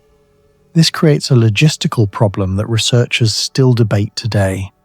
Experimental archaeology has shown that moving multi-ton limestone blocks manually through tropical terrain is extraordinarily difficult. The dense rainforest surrounding Lamanai would have dramatically slowed transport. Some researchers believe the Maya transformed the lagoon and river network into a hydraulic transportation corridor, effectively turning waterways into ancient cargo routes. Canoes capable of carrying several tons may have transported stone closer to the construction zones before human labor completed the process. Yet even with water transport, the organizational scale required remains staggering. The labor force itself raises more questions. To sustain projects of this magnitude for centuries, Lamanai needed stable food production, political coordination, and long-term resource management. Evidence suggests the city developed extensive wetland agriculture around the lagoon, possibly including raised fields and controlled water systems. Satellite surveys and sediment analysis indicate that portions of the surrounding swamp may have been engineered to improve farming efficiency during seasonal climate fluctuations. This may explain why Lamanai outlived other Maya cities devastated by drought. Paleoclimate studies conducted across the Maya lowlands reveal a series of major drought events between approximately 800 and 1100 CE. Some lasted decades. Reservoir-dependent cities suffered catastrophic decline as water systems failed. But Lamanai's location beside a permanent freshwater corridor may have provided resilience unavailable elsewhere. The city was not isolated from climate stress. It simply appears to have adapted better than most. Yet the most disturbing mystery at Lamanai is not its survival. It is the faces. Along one of the city's ceremonial structures stands the famous Mask Temple, where enormous stucco masks emerge directly from the architecture. These giant faces, believed to represent Maya rulers or deities associated with cosmic power, are among the most visually striking sculptures in the Maya world. Some stand several meters tall, with intricate facial contours, layered headdresses, and preserved structural detail that should not still exist. Because under normal tropical conditions, stucco should decay rapidly. Traditional Maya stucco was made primarily from lime plaster created by heating limestone at extremely high temperatures, then mixing the material with water and binding agents. In humid rainforest environments, this surface usually cracks, absorbs moisture, and erodes over centuries. At sites like Tikal, many exposed stucco decorations deteriorated heavily after long environmental exposure. Yet portions of the Lamanai masks retained remarkable stability even after more than 1,000 years. Chemical analysis of surviving plaster fragments revealed unusual composition patterns. Researchers identified differences in mineral ratios and traces of organic additives not commonly seen in standard Maya plaster recipes elsewhere in the lowlands. Some specialists suspect the builders may have experimented with locally sourced botanical compounds or modified lime processing methods to improve moisture resistance. If true, this would represent a level of material engineering rarely associated with ancient Mesoamerican construction. Even more mysterious is the structural adhesion of the masks themselves. Massive stucco surfaces attached to stone substructures in tropical heat and rainfall should gradually separate as expansion, contraction, and biological intrusion weaken the bonds. Yet several sections remained attached with astonishing durability. Some archaeologists compare the survival rate of these masks to Roman hydraulic concrete, which also achieved unexpected long-term resistance through highly specialized mineral chemistry. No definitive explanation exists. The orientation of the city introduces another layer of mystery. Unlike cities such as Chichen Itza, where astronomical alignment dominates architectural planning, several structures at Lamanai appear oriented toward the lagoon itself. Reflections of sunlight across the water may have played ritual roles during specific seasonal periods. Wind direction, water flow, and visibility corridors seem integrated into urban placement patterns. This suggests that Lamanai's planners may have developed a combined environmental ceremonial system, one where hydrology and cosmology were fused into the architecture itself. Then came the metal discoveries. Excavations uncovered copper bells, metallic ornaments, and evidence of long-distance trade connections extending south toward Panama and Costa Rica. Metallurgy was relatively rare in the Maya world compared to civilizations farther south, yet Lamanai appears to have participated in technological exchange networks that connected distant regions of Central America. Some copper artifacts discovered at the site date to periods when many Maya centers were already declining.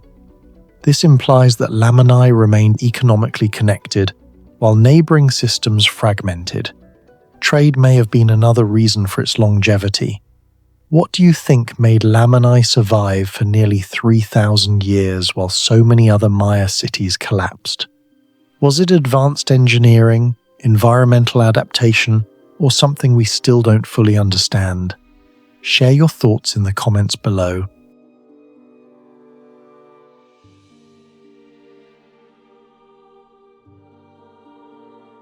In the cloud forests of northern Peru, where cold mist drifts across razor-sharp ridges of the Andes, the ancient fortress of Kuélap rises like something that should not exist.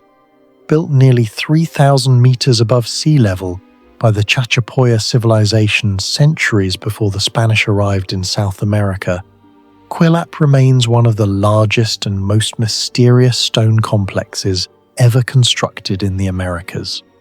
Massive defensive walls reaching almost 20 meters in height wrap around the mountaintop like the hull of a giant stone ship. Yet the deeper archaeologists investigate the site, the stranger it becomes. Hidden among its circular buildings are unusual elevated platforms aligned with the movement of the sun, drainage systems advanced enough to survive centuries of extreme rainfall, and curved megalithic walls so geometrically consistent that modern engineers still debate how they were designed without advanced instruments. Kuélap remained largely unknown to the outside world until 1843, when the Peruvian judge Juan Crisostomo Nieto encountered the ruins while traveling through the remote Amazonas region. Later expeditions revealed an enormous fortified settlement, covering more than 6 hectares and containing over 400 circular structures. Modern LiDAR surveys and drone mapping have since uncovered additional terraces, pathways, and buried architectural features hidden beneath dense vegetation, suggesting the visible ruins may represent only part of a much larger ceremonial and defensive complex. One of the first mysteries surrounding Kuélap is the sheer impossibility of its construction. The fortress sits on a narrow limestone ridge surrounded by steep cliffs and unstable mountain terrain. Transporting stone to this altitude alone would have required an enormous labor force. Some estimates suggest the walls contain tens of thousands of metric tons of limestone blocks. Unlike later civilizations equipped with metal tools and wheeled transport, the Chachapoya had neither iron technology nor draft animals capable of hauling massive stones uphill. Even modern archaeologists climbing the site struggle to navigate the terrain carrying basic equipment. What makes the puzzle more difficult is that many stones appear partially shaped before transport. Several blocks weigh multiple tons and were positioned with remarkable stability along slopes, vulnerable to earthquakes and erosion. Engineers studying ancient logistics have compared the challenge to moving materials onto a natural aircraft carrier balanced above deep valleys. The effort required would have demanded sophisticated organization, labor management, and surveying techniques that historians once believed did not exist in this region during that period. But the greatest mystery may not be the fortress itself.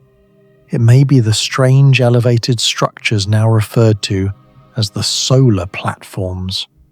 Scattered across certain sections of Kuélap are raised stone platforms and ceremonial spaces whose orientation appears connected to astronomical events. Archaeological measurements have shown that several alignments correspond closely with the direction of sunrise and sunset during solstices and equinoxes. Narrow stone openings allow beams of sunlight to strike specific points only during certain periods of the year. Researchers comparing the site to ancient solar observatories such as Chaco Canyon and Machu Picchu believe the Chachapoya may have incorporated astronomy directly into the city's architecture. This raises a major question. How could a civilization isolated within dense Andean cloud forests achieve such consistent, astronomical orientation without precision instruments? At Kuélap's latitude, even a slight surveying error would significantly alter the angle of solar alignment over long distances, yet some structures remain surprisingly accurate relative to the solar cycle. A few researchers suggest the Chachapoya may have tracked shadow movement across seasons for generations before construction began. Others believe the platforms were ceremonial rather than scientific, and that the alignments may partly be coincidence. The problem is that the patterns repeat too consistently across the site to dismiss entirely. The engineering mystery deepens further beneath the surface. Kuélap experiences intense seasonal rainfall capable of destabilizing mountain slopes and collapsing poorly designed foundations within decades. Yet the fortress survived for centuries. Excavations have revealed an intricate drainage network hidden under plazas and buildings, consisting of stone-lined channels, layered fill systems, and permeable surfaces designed to redirect water away from structural foundations. Archaeologists have identified hundreds of drainage openings integrated into walls and terraces. In some sectors, the builders intentionally layered stone, gravel, and compacted soil to absorb hydraulic pressure. Modern geotechnical engineers studying the fortress describe the system as astonishingly advanced for a pre-Columbian mountain settlement. Without this hidden hydraulic infrastructure, the enormous weight of the walls, combined with seasonal rainfall, would likely have triggered catastrophic landslides. Yet perhaps the most technically baffling feature of Kuélap is its colossal curved outer wall. Unlike the polygonal masonry associated with the Inca, Kuélap's defensive perimeter forms a massive continuous curve extending across uneven terrain. In certain areas, the wall rises nearly vertically, while maintaining a remarkably smooth geometric arc. Drone scans and three-dimensional reconstructions show that the curvature remains surprisingly stable over long distances, despite the irregular shape of the mountain ridge underneath. For ancient builders without modern geometry, maintaining this level of consistency should have been extraordinarily difficult. Even small deviations in curvature could have created uneven pressure distribution capable of weakening the entire structure. Instead, the wall behaves almost like a giant compression ring, redistributing weight laterally across the slope. Some sections subtly tilt inward, increasing resistance against seismic vibration and downhill force. Engineers analyzing the wall's geometry have noted similarities to later principles used in retaining structures and curved fortification systems. What makes this even stranger is the absence of clear evidence showing how the builders planned the curve. No surviving measurement tools have been discovered.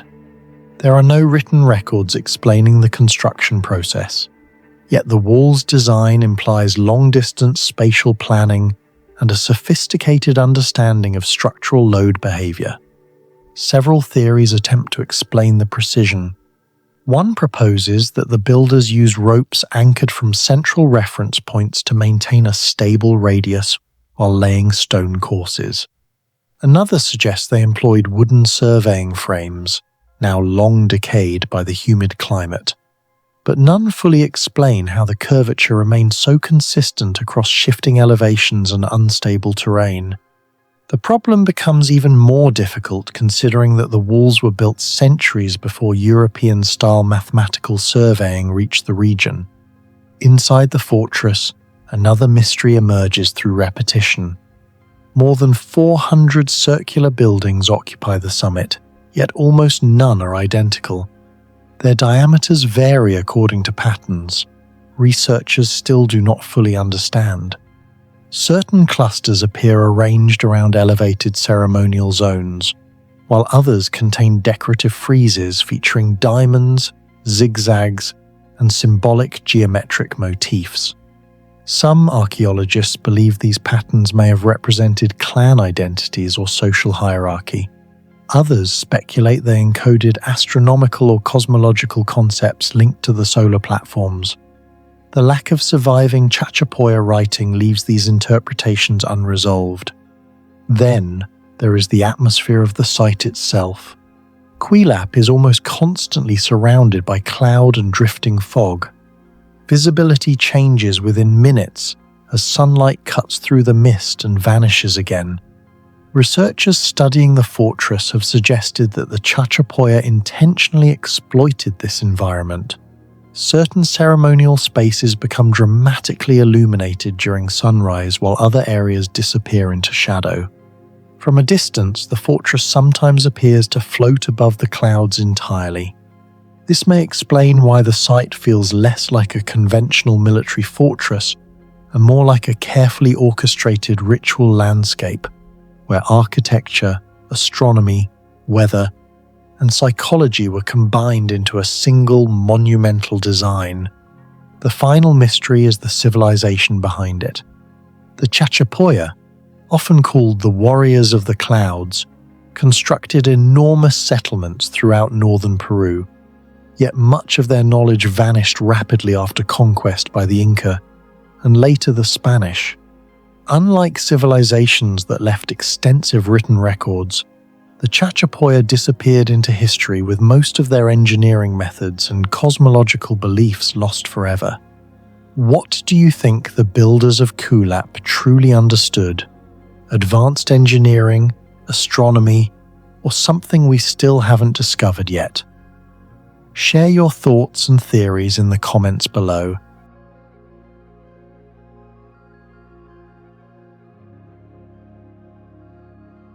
The ancient monument known as Fourknocks Passage Tomb stands quietly within the rolling countryside of Eastern Ireland, not far from the famous prehistoric complex of Newgrange and Knowth in the Boyne Valley. Built during the Neolithic period around 5,000 years ago, this passage tomb belongs to the same remarkable tradition of megalithic architecture that spread across Ireland and parts of Atlantic Europe. Yet despite its relatively modest size compared with its more famous neighbours, Fourknocks contains one of the most intriguing collections of prehistoric stone art ever discovered. The carvings inside the chamber, spirals, concentric circles, arcs, zigzags, and geometric patterns cover many of the interior stones with a density and sophistication that continues to puzzle archaeologists. These engravings were created long before the invention of metal tools in the region, meaning that the artists responsible for them were working with nothing more than stone implements, patience, and an understanding of form that appears surprisingly advanced. The presence of such a large quantity of carved decoration inside the tomb immediately raises questions about its purpose. Passage tombs across Ireland often contain symbolic art, but the concentration of motifs at Fourknocks is unusually high. Several stones in the central chamber display carefully composed patterns that appear almost deliberate in their symmetry. Spirals curl outward in smooth arcs, while circular forms intersect with linear grooves to create rhythmic geometric compositions. Some researchers believe that these designs were not merely decorative but symbolic, perhaps reflecting cosmological ideas, seasonal cycles, or spiritual beliefs associated with burial rituals. Others argue that the carvings may represent abstract expressions of movement or transformation, concepts that were meaningful within Neolithic belief systems but difficult for modern scholars to interpret. Whatever their meaning, the artwork clearly played a significant role in the tomb's interior environment, transforming the stone chamber into a symbolic space rather than a purely functional burial site. Among all the mysteries surrounding the art of Fourknocks, however, one question stands out above the rest. How were these carvings executed with such remarkable precision? The technical skill visible in many of the engravings is extraordinary when considered within the technological limitations of the Neolithic period. Several spirals exhibit nearly perfect curvature, with the spacing between successive lines remaining consistent across the entire design. In some cases, the grooves appear so regular that they almost resemble shapes drawn using a compass or measuring device. Yet there is no evidence that the builders of Fourknocks possessed such instruments. Archaeological discoveries from the period indicate that most carving would have been done using hard stone tools such as hammerstones or pointed chisels made from flint or other durable materials. Creating smooth, continuous curves in solid stone using such tools would have required immense control and planning. This technical precision has led researchers to speculate about the methods the Neolithic artists may have used to guide their work. One possibility is that they employed simple measuring techniques involving cords or marked sticks to maintain consistent proportions. By anchoring a cord at a central point and rotating it outward, they might have been able to outline spiral forms before carving them into the stone surface. Another theory suggests that the designs were first lightly sketched using pigment or scratching marks, which were then gradually deepened through repeated hammering and pecking. However, direct evidence for these preparatory methods has never been found within the tomb itself. As a result, the exact process behind the remarkably consistent geometry of the carvings remains uncertain. What is clear is that the artisans responsible for the work possessed a highly developed sense of spatial awareness and manual control. Equally intriguing is the environment in which the carvings were created. The decorated stones are located inside a chamber that receives little to no natural light. In order to carve these intricate patterns, Neolithic craftsmen would have had to work in near darkness, relying on firelight from torches or primitive lamps fueled by animal fat. Such lighting conditions would have produced flickering shadows across the stone surfaces, making it difficult to maintain accuracy while carving. Yet despite these limitations, the engravings appear deliberate and controlled rather than irregular or hurried. This suggests that the creators may have spent long periods carefully shaping each motif, perhaps returning repeatedly to the same stone until the desired form was achieved. The patience and dedication required for such work hint at a cultural context in which the act of carving itself may have held ritual significance. Another intriguing feature of the Fourknocks carvings is the way they interact with light and shadow. When illumination strikes the engraved grooves at an angle, the designs become dramatically more visible as shadows deepen the lines. Some researchers believe this effect may have been intentional. The artists might have understood that shallow grooves would catch and amplify the glow of torchlight, causing the patterns to appear animated as flames flickered within the chamber. If this interpretation is correct, the carvings were not simply static decorations, but dynamic visual elements designed to transform the interior of the tomb during ritual gatherings. The swirling spirals and intersecting arcs would have seemed to shift and move in the dancing light, perhaps reinforcing symbolic narratives connected with life, death, and renewal. Despite decades of archaeological study, the meaning of these designs remains elusive. Unlike later historical cultures, Neolithic societies left no written records to explain the symbolism behind their art. Scholars can analyze patterns, compare them with carvings found at other passage tombs, and propose interpretations based on ethnographic parallels, but certainty remains out of reach. Some see the spirals as representations of celestial cycles, echoing the broader astronomical awareness demonstrated by monuments in the Boyne Valley region. Others interpret them as expressions of spiritual journeys, perhaps symbolizing transitions between the worlds of the living and the dead. There is also the possibility that the motifs carried multiple layers of meaning, combining cosmological concepts with local traditions and ritual practices.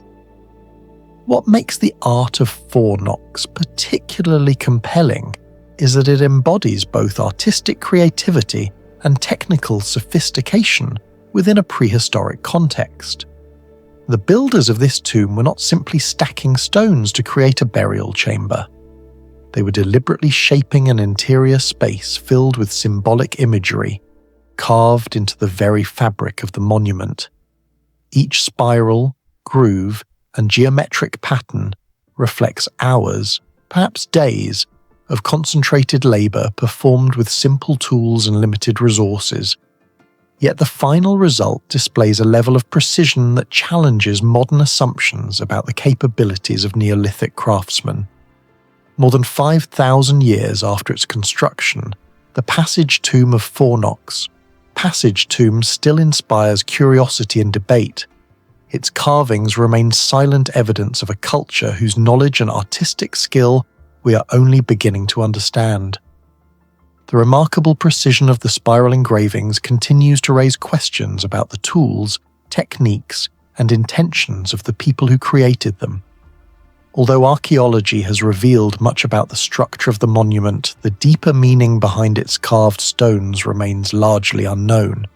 If Neolithic people really only had simple stone tools, how do you think they managed to carve such incredibly precise spirals inside Fourknocks' Passage Tomb? Share your theory in the comments below. Perched high above the rugged landscape of southern France, the fortress known as Château de Quéribus appears less like a conventional castle and more like a natural extension of the mountain itself. Rising dramatically from a narrow limestone peak in the Corbières range, the citadel stands at an altitude of more than 700 meters above sea level, dominating the surrounding valleys and distant plains. From afar, the structure seems almost impossible. Stone walls clinging to the summit of a jagged rock formation, exposed to wind, weather, and gravity for centuries. Historians often refer to Quéribus as one of the legendary citadels of the sky, a group of nearly inaccessible mountain fortresses that once marked the frontier between medieval France and the Kingdom of Aragon. Yet beyond its dramatic location and strategic importance, the castle also raises a series of intriguing questions about the technical knowledge and construction methods of the people who built and expanded it during the Middle Ages. The origins of Quéribus remain partly obscured by time. Historical references suggest that a fortress may have existed on the site as early as the 10th century, though the structure visible today largely dates to the 13th century, when the region became entangled in the turbulent history of the Cathar movement and the Albigensian Crusade. For a time, the castle served as one of the final strongholds of the Cathars, a Christian sect declared heretical by the Catholic Church. After the fall of nearby fortresses, Quéribus reportedly held out until the middle of the 13th century before eventually coming under royal control. The French crown then reinforced and modified the structure, transforming it into a border fortress that guarded the frontier with Spain for several centuries. Although its political role gradually diminished after the Treaty of the Pyrenees shifted the border southward, the architectural complexity and remarkable engineering of the site continue to attract historians, archaeologists, and engineers who seek to understand how such a structure could be built in such an extreme location. One of the first mysteries surrounding Quéribus concerns the sheer difficulty of its construction site. The castle stands on a razor-thin ridge of limestone that drops steeply on several sides, leaving very little flat ground on which to build. Transporting building materials to such a height would have been a formidable task in the medieval world. Every block of stone, every beam of timber, every barrel of mortar had to be carried up winding mountain paths long before modern roads or machinery existed. Some researchers believe that builders quarried much of the stone directly from the mountain itself, shaping the fortress out of the very rock on which it stands. Others suggest that a system of wooden cranes, pulleys, and scaffolding may have been used to lift materials upward in stages. Whatever the precise method, the logistics alone would have required careful planning, coordination and an understanding of structural balance that challenges common assumptions about medieval engineering capabilities. The defensive design of the fortress reveals another level of sophistication. Rather than imposing a rigid geometric layout onto the mountain, the builders shaped the walls to follow the irregular contours of the rock. The result is a structure that blends almost seamlessly with its natural foundation, as if the mountain itself had grown defensive towers and stone ramparts. Access routes were intentionally narrow and winding, forcing anyone approaching the castle to move slowly through a sequence of gates, stairways, and courtyards that could be easily defended. Such features reflect a deep understanding of topography and military strategy. By integrating architecture with the natural terrain, the designers effectively turn the entire mountain into part of the fortress, maximizing defensive strength while minimizing the need for massive artificial walls. Inside the castle, the most striking architectural space is the Great Hall located within the main tower. This chamber contains a central stone pillar from which 4 Gothic arches radiate outward to support the vaulted ceiling. The elegance of this structure is remarkable, considering the limited tools available to medieval builders. Each stone block forming the arches had to be cut with precise angles, so that the weight of the roof would distribute evenly through the pillar and into the rock below. The geometry required for such a vault is complex, relying on carefully calculated curves and load-bearing lines. When viewed from below, the arches appear almost effortless, yet they represent a sophisticated understanding of structural mechanics that would have been developed through generations of practical experience. Perhaps the most intriguing technical mystery of Quéribus lies in the stonework itself, particularly in the traces left behind by the tools used to shape the blocks. Many of the stones forming the fortress walls display cutting marks that are strikingly consistent across large surfaces. The grooves and planes appear remarkably straight, with edges that meet at sharp angles and surfaces that remain unusually smooth despite centuries of exposure. For archaeologists examining these details, the stonework raises important questions about the technology available to medieval masons. Conventional historical explanations suggest that craftsmen used iron chisels, hammerstones, and wedges to split and shape limestone blocks. These tools were certainly capable of producing well-finished masonry, yet the level of uniformity observed in some sections of Quéribus suggests a degree of control that seems surprisingly advanced for the era. The precision becomes especially noticeable when examining joints between adjacent stones. In several areas of the fortress, the blocks fit together so tightly that very little mortar is visible between them. The surfaces appear to have been carefully flattened so that each stone rests securely against its neighbour, distributing weight evenly throughout the wall. Achieving this level of accuracy would have required repeated measuring, trimming, and testing of each block before it was finally placed. Even a small misalignment could weaken the stability of the structure, especially in a fortress perched on a narrow summit exposed to strong winds. The builders, therefore, had to balance speed, precision, and structural safety while working under challenging environmental conditions. Some researchers have proposed that the masons working at Quéribus may have inherited techniques passed down from earlier Roman or Mediterranean stone-cutting traditions. Others believe the precision reflects the high level of craftsmanship achieved by specialized guilds of medieval builders who traveled from project to project across Europe. Regardless of the explanation, the stonework demonstrates a mastery of material that continues to fascinate modern observers. When sunlight strikes the pale limestone walls, the subtle tool marks become visible, revealing the rhythm of countless hammer blows delivered centuries ago by craftsmen whose names have long been forgotten. The durability of the fortress further deepens the mystery. Despite standing atop an exposed mountain ridge for more than 700 years, Quéribus remains remarkably intact. its walls have endured relentless winds, storms, and temperature changes that would normally erode poorly constructed structures. The tight fit of the stone blocks, combined with the natural strength of the limestone and the stability of the underlying bedrock, appears to have created a building capable of resisting the forces of nature for centuries. In many ways, the fortress demonstrates how effective medieval engineering could be when combined with careful observation of natural conditions. Today, as visitors climb the steep path to the summit, the fortress still inspires awe. From the top, sweeping views stretch across the valleys of the Ord region, while the stone walls seem to rise naturally from the mountain itself. Beyond the dramatic scenery lies a deeper story of ingenuity, perseverance, and technical skill.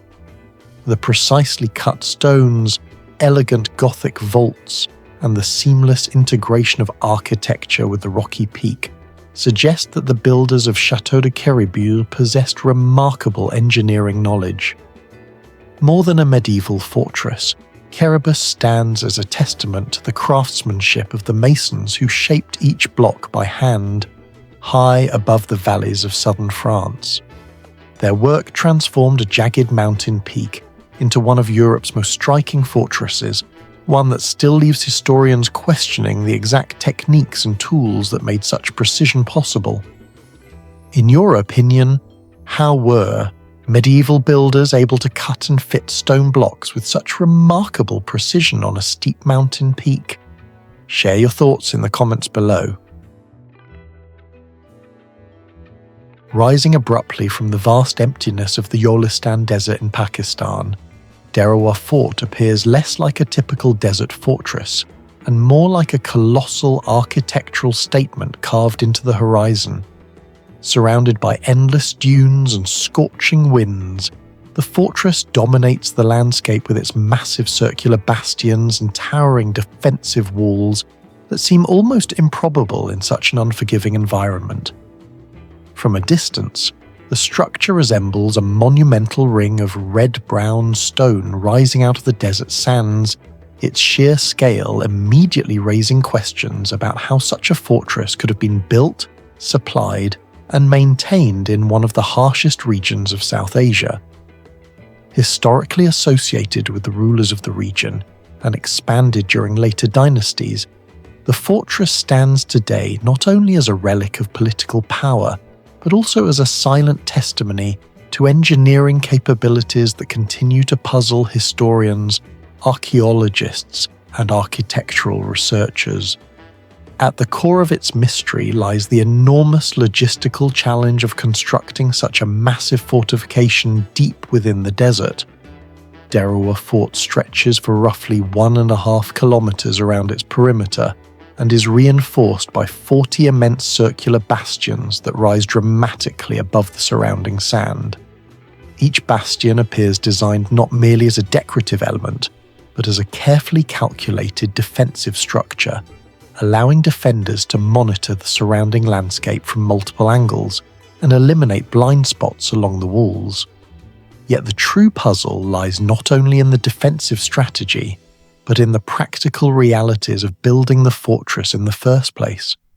Millions of bricks would have been required to erect walls of such thickness and height, and each brick needed clay, water, and an immense amount of heat for firing.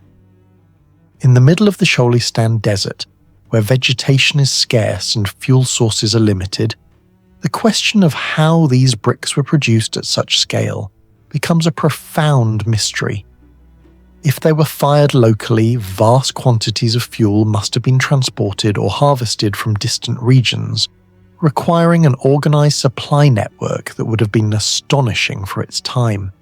If they were transported from elsewhere, the logistical effort of moving so many heavy materials across desert terrain would have required a complex system of caravans, laborers, and possibly animals, coordinated with remarkable efficiency. Equally intriguing is the strategic placement of the fortress on slightly elevated terrain, often described as a citadel hill within the otherwise flat desert environment. Even a modest elevation in such an open landscape would dramatically improve visibility, allowing guards to detect approaching caravans or armies from many kilometers away. This position also suggests that Derawar Fort may have served not merely as a defensive structure, but as a key node along ancient trade routes that once crossed the desert between Central Asia, Persia, and the Indian subcontinent. Merchants travelling through the region may have relied on fortified outposts like this one for protection, taxation points, or supply stops, turning the fortress into both a military installation and an economic checkpoint. However, archaeological evidence about the exact nature of these trade networks remains incomplete, leaving historians to reconstruct the fortress's role through scattered historical references and the clues preserved in its architecture. Among all the mysteries surrounding Derawar Fort, perhaps the most astonishing is the extraordinary durability of the materials used in its construction.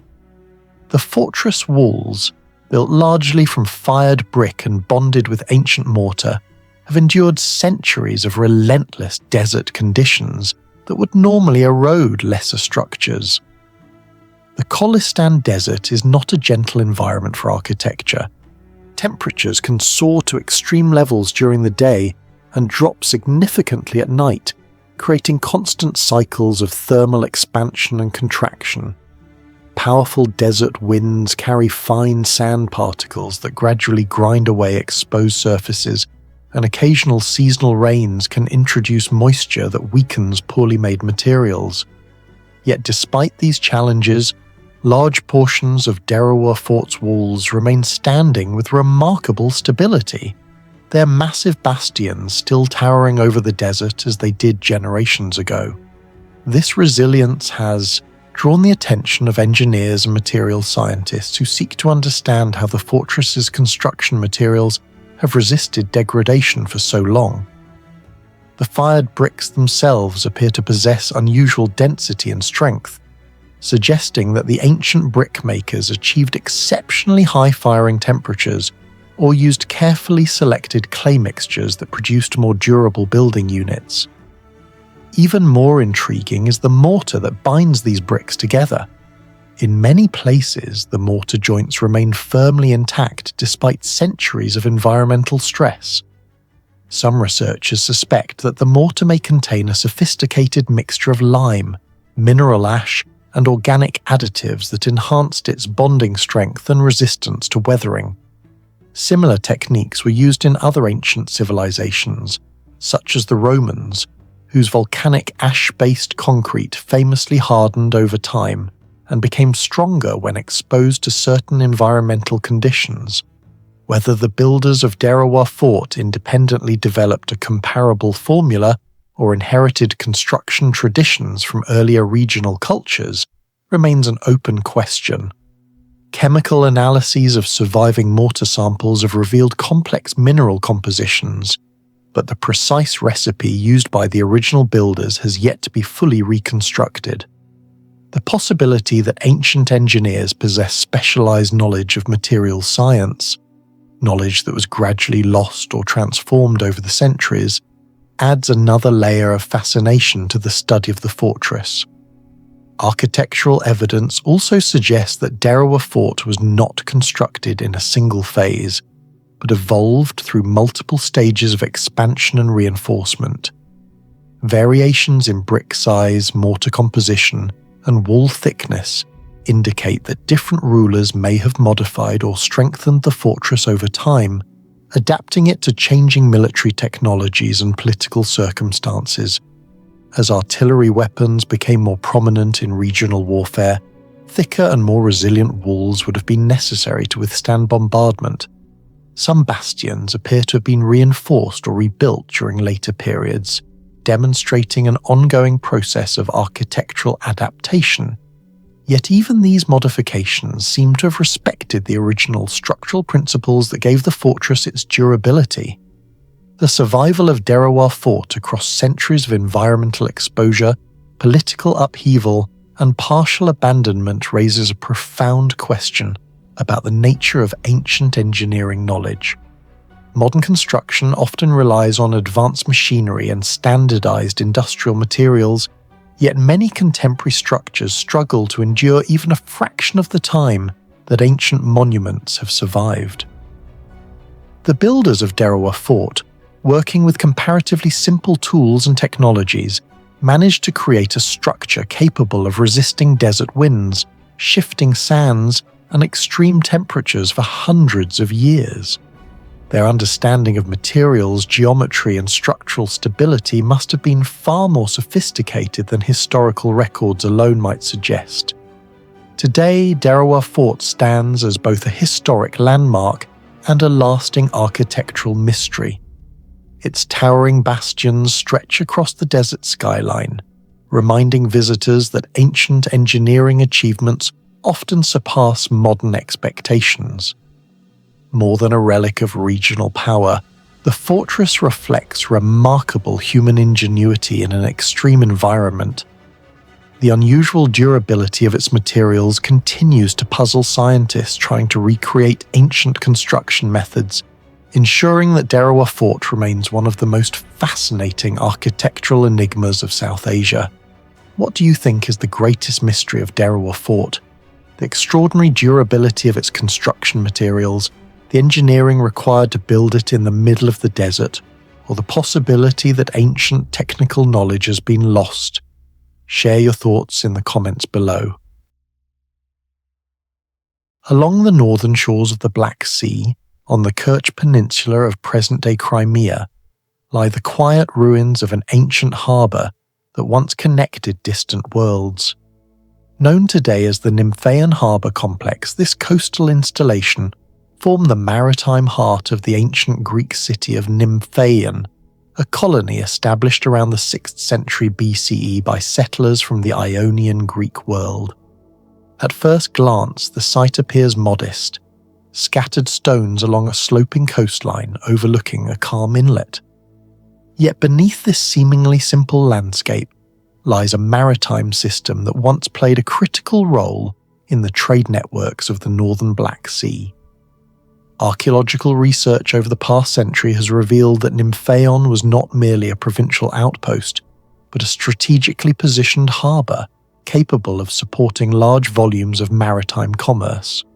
Even more intriguing are the questions that remain unanswered. How ancient engineers selected such an ideal natural harbour, how its stone structures were built and maintained in a dynamic marine environment, and perhaps most mysteriously, why this once important port gradually disappeared from the historical stage. The geographic setting of Nymphon immediately explains part of its ancient importance. The harbour was situated in a naturally protected bay, where the coastline bends inward, forming a sheltered inlet guarded by rocky outcrops and gentle slopes of land. In antiquity, this natural protection would have shielded ships from the powerful winds and waves that often sweep across the Black Sea. Ancient mariners valued such locations immensely, because safe anchorage meant the difference between reliable trade and constant danger. Geological studies of the bay indicate that the seabed here offered a rare combination of stability and depth. Unlike many coastal zones that accumulate shifting sandbanks, the waters of Nymphon appear to have maintained a relatively consistent depth suitable for merchant vessels. This raises an intriguing possibility. The founders of the settlement may have possessed a surprisingly detailed understanding of local maritime conditions. Choosing such an ideal harbour location suggests that early Greek colonists carefully surveyed the coastline rather than selecting the site randomly. Archaeological excavations have revealed that the natural harbour was enhanced with human engineering. Remains of stone quay structures and possible breakwaters indicate that ancient builders modified the shoreline to create organised docking areas for ships. Large stone blocks were carefully arranged to stabilise the waterfront, forming platforms where cargo could be loaded and unloaded. The stones themselves show evidence of deliberate shaping and placement, suggesting that construction required planning and coordinated labour. Working in a coastal environment is notoriously difficult even with modern technology, yet the builders of Nymphon managed to establish durable structures along the edge of an active sea. These constructions likely served multiple purposes. Some segments may have functioned as protective barriers that reduced wave impact, while others formed docking points where ships could be tied securely.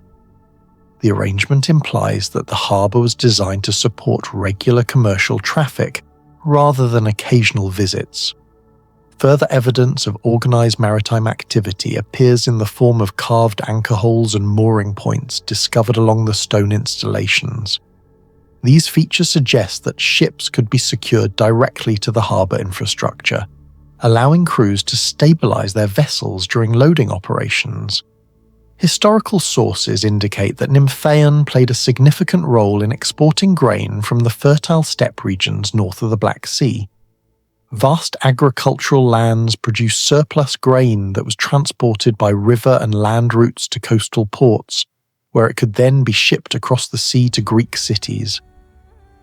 Among the most important destinations was Athens, whose growing population depended heavily on imported grain. Nymphon therefore became part of a larger economic network linking the northern frontier of the Greek world with the major urban centres of the Mediterranean. Yet the harbour complex still holds physical mysteries. Underwater surveys conducted in recent decades have identified submerged stone features near the ancient shoreline. Some of these structures appear to be remnants of harbour walls or docking platforms that are now partially buried beneath sediments. Their positions do not always correspond neatly with the present coastline, leading researchers to suspect that the ancient shoreline may have shifted over the centuries. Changes in sea level, coastal erosion, or sediment accumulation could have gradually altered the configuration of the harbour. If this is correct, the original port facilities may once have extended farther into the bay than they appear today. The underwater remains hint at a larger and more complex harbour system that has only partially survived the passage of time. Despite these impressive features, the greatest mystery surrounding the Nymphon harbour complex lies not in its construction but in its disappearance. For centuries, the harbour functioned as an active node within the Bosporan kingdom, a powerful regional state that controlled trade routes around the Cimmerian Bosporus. Ships arrived with merchants, amphorae, grain cargo, and travellers moving between the Greek world and the vast interior of Eurasia. Archaeological layers confirm that the city prospered during this period, supported by maritime exchange and agricultural exports. But gradually, the rhythm of trade that sustained Nymphon began to weaken. By the later centuries of antiquity, signs of decline become increasingly visible in the archaeological record. Harbour installations appear to have fallen into disrepair, and fewer imported goods are found in the settlement layers. Historians have proposed several possible explanations for this transformation. One theory suggests that shifting trade routes reduced the strategic importance of the port. As political centres and economic networks changed, merchants may have begun favouring other coastal hubs that offered better protection or more direct connections to emerging markets. Another possibility involves environmental change. If sediment gradually accumulated within the harbour basin, it could have reduced the depth of the water and made docking increasingly difficult for larger ships. Even small changes in water depth can transform a once reliable harbour into a risky anchorage. Political instability may also have played a role. The Bosporan kingdom experienced periods of internal conflict and external pressure from neighbouring powers. Military disruptions often had immediate consequences for trade, especially in frontier regions where maritime commerce depended on security and stable governance. A port such as Nymphon, positioned along a critical maritime corridor, would have been particularly vulnerable to these shifts in political power. If regional authority weakened, merchants might have redirected their routes towards safer ports, Yet none of these explanations fully accounts for the gradual fading of the harbour from historical prominence.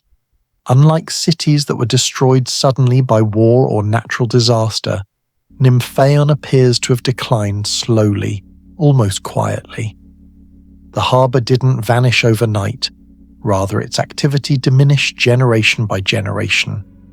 Cargo shipments decreased, maintenance of harbour structures ceased, and eventually the once busy docks fell silent. Over time, the sea and the land reclaimed the infrastructure that had supported centuries of maritime exchange. Today, the remnants of the Nymphon harbour complex lie scattered along the coastline, their stones weathered by wind and salt. What remains is only a fragment of the ancient system that once operated here. Yet these ruins preserve a powerful reminder of how interconnected the ancient world truly was. A harbour built by Greek colonists on the distant shores of the Black Sea could feed populations thousands of kilometres away and sustain economic relationships across continents. And still, the ultimate fate of this port remains an open question. Was its decline caused by environmental change, shifting trade networks, political instability, or a combination of all three? The evidence continues to invite investigation. In this sense, the silence of the harbour is itself part of the mystery. The stones of Nymphon reveal that ancient engineers understood their maritime environment well enough to construct a functional port in a remote frontier region.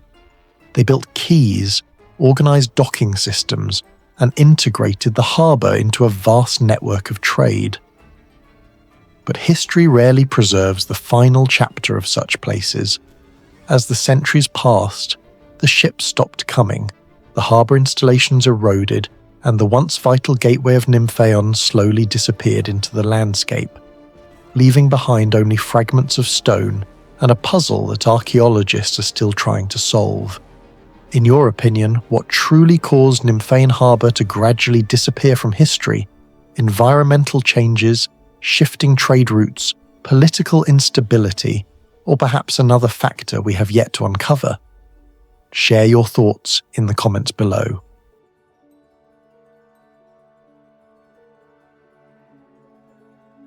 Perched dramatically on a sheer cliff nearly 900 metres above the Paro Valley, the legendary Paro Taktsang, widely known as the Tiger's Nest Monastery, stands as one of the most breathtaking and enigmatic architectural achievements in the Himalayan world. Suspended against a vertical wall of granite at an altitude of more than 3,000 metres above sea level, the monastery appears almost unreal, as if it were placed there by forces beyond ordinary human capability. From a distance, the complex seems to grow directly out of the mountain itself, its whitewashed walls and golden roofs clinging to the cliff face with astonishing precision. While the site is revered as one of the holiest places in Bhutanese Buddhism, it also presents a series of engineering puzzles that continue to fascinate historians, architects, and scientists. The question that repeatedly arises is simple yet profound. How was such a structure built in a location that even today is extraordinarily difficult to access? And what construction techniques allowed it to remain stable on such an unforgiving landscape for centuries? The origins of the site are closely connected to the Buddhist master Padmasambhava, who, according to Bhutanese tradition, arrived at this cliff in the 8th century and meditated in a cave within the rock face. Legend describes him flying to the site on the back of a tigress, an image that later gave the monastery its famous name, Tiger's Nest. For centuries, the cave remained a sacred pilgrimage destination, but the monastery complex that now surrounds it was formally constructed in 1692 under the direction of the Bhutanese religious leader Tenzin Rabgye. Even within the historical record of Bhutan, however, the details of the construction process remain remarkably scarce. There are no surviving architectural plans, no detailed written accounts describing the building stages, and almost no physical evidence of the large-scale infrastructure that must have been required to assemble such a complex in this extreme environment. As a result, the monastery exists today not only as a sacred monument, but also as a fascinating technical mystery. One of the most obvious challenges lies in the location itself. The cliff on which Paro Taktsang stands is nearly vertical, rising sharply above dense forest and deep valleys carved by Himalayan rivers. Even today, visitors must travel along a steep mountain trail for hours to reach the monastery, and large equipment cannot easily be transported to the site. Yet the original builders somehow managed to carry enormous quantities of timber, stone, roofing materials, clay plaster, statues, and ceremonial objects to this impossible height. The logistics alone would have required extraordinary coordination and physical endurance. Scholars have suggested that ropes, wooden scaffolding, and pulley systems may have been used, perhaps anchored to higher points along the cliff face. Others believe temporary pathways or carved ledges may once have existed along the rock. However, almost no physical remains of such construction systems have survived, leaving researchers to reconstruct the process largely through speculation. The difficulty of transporting materials up such a dangerous cliff raises an even more intriguing question. Once the materials arrived, how were they actually secured to the mountain? This question leads directly to one of the most mysterious technical aspects of the entire complex: the hidden system of foundations and structural anchors that hold the monastery against the rock face.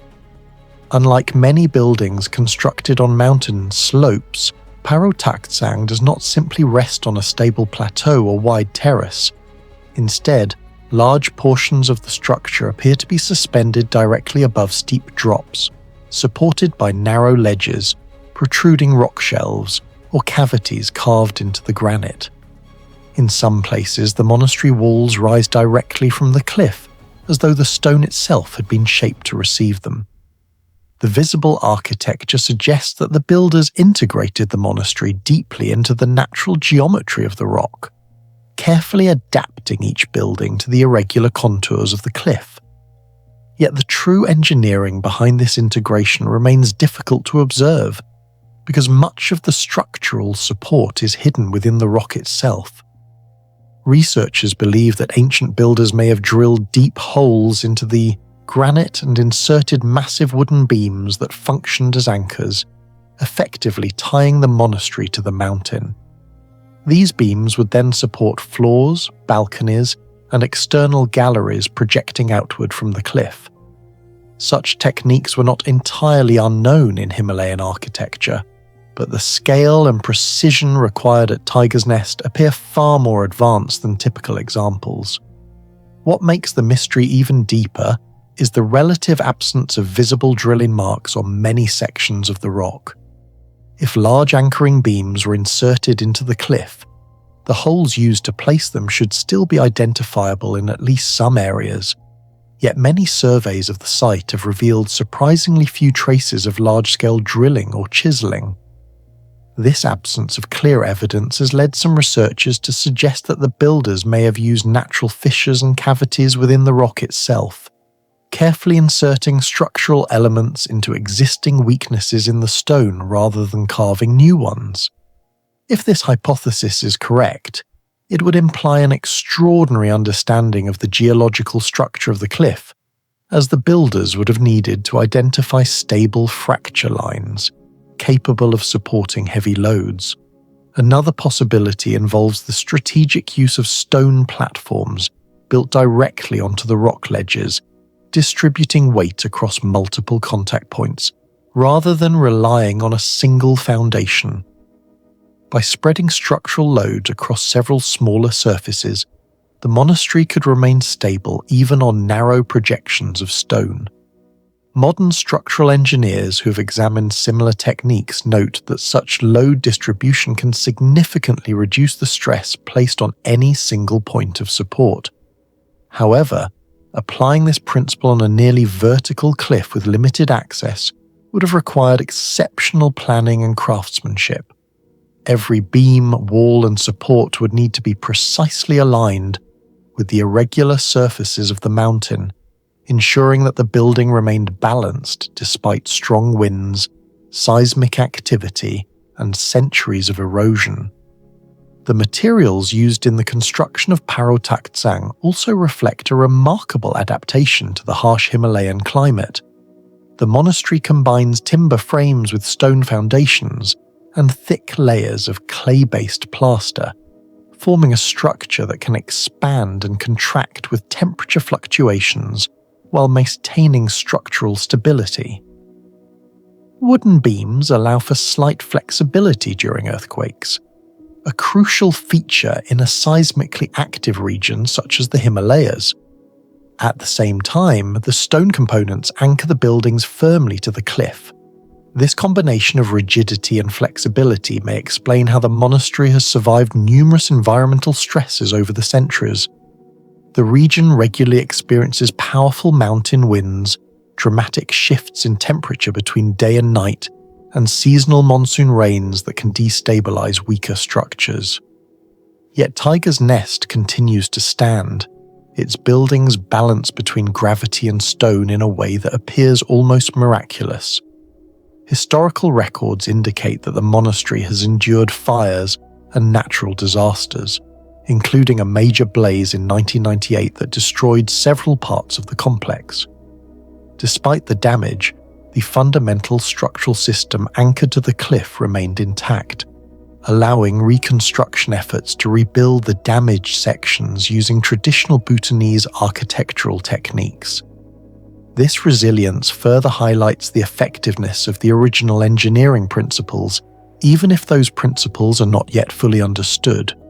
For modern engineers, the monastery represents a fascinating example of how traditional construction knowledge can achieve stability in environments that would challenge even contemporary building technology. Ultimately, the mystery of Parotachtsang lies not only in its dramatic location, but in the hidden engineering knowledge within its structure. Ancient builders managed to anchor an entire monastery to a vertical cliff without modern surveying tools, cranes, or reinforced concrete. Even today, as visitors stand on the narrow balconies overlooking the Paro Valley, one question remains. How did the original builders create a foundation system strong enough to grip the living rock itself? Until clearer archaeological evidence is discovered, Tiger's Nest will continue to stand as both a sacred sanctuary and a remarkable monument to ancient engineering whose secrets remain only partly understood. How do you think ancient builders managed to anchor an entire monastery to a nearly vertical cliff like this? Share your thoughts or theories in the comments below.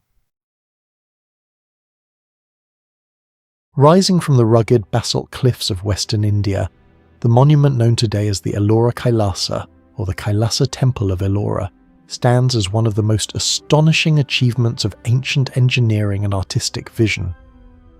Located within the vast rock-cut complex of Ellora in Maharashtra, this temple is unlike almost any other structure on Earth. Instead of being assembled from blocks of stone, it was carved directly from a single massive rock formation. Entire halls, towers, courtyards, stairways, and sculptural galleries were meticulously excavated from the mountain itself.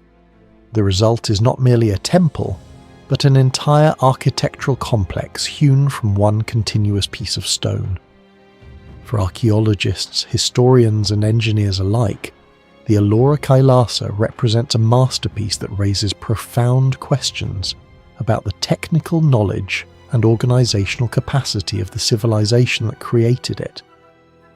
Most scholars believe the temple was commissioned during the 8th century under the rule of King Krishna I of the Rashtrakuta dynasty.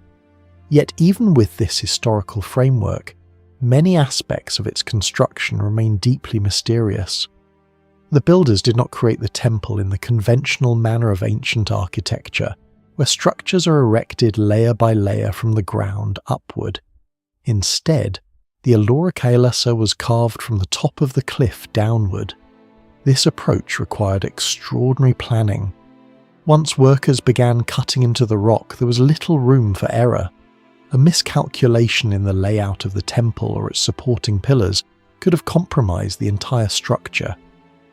Despite this challenge, the temple's geometry, proportions, and spatial organization reveal a level of architectural foresight that continues to astonish modern researchers. The scale of the excavation itself is staggering. Archaeologists estimate that between 200,000 and 400,000 tons of basalt rock were removed to create the temple complex. Even using modern machinery, the removal of such a vast quantity of stone would be a significant undertaking.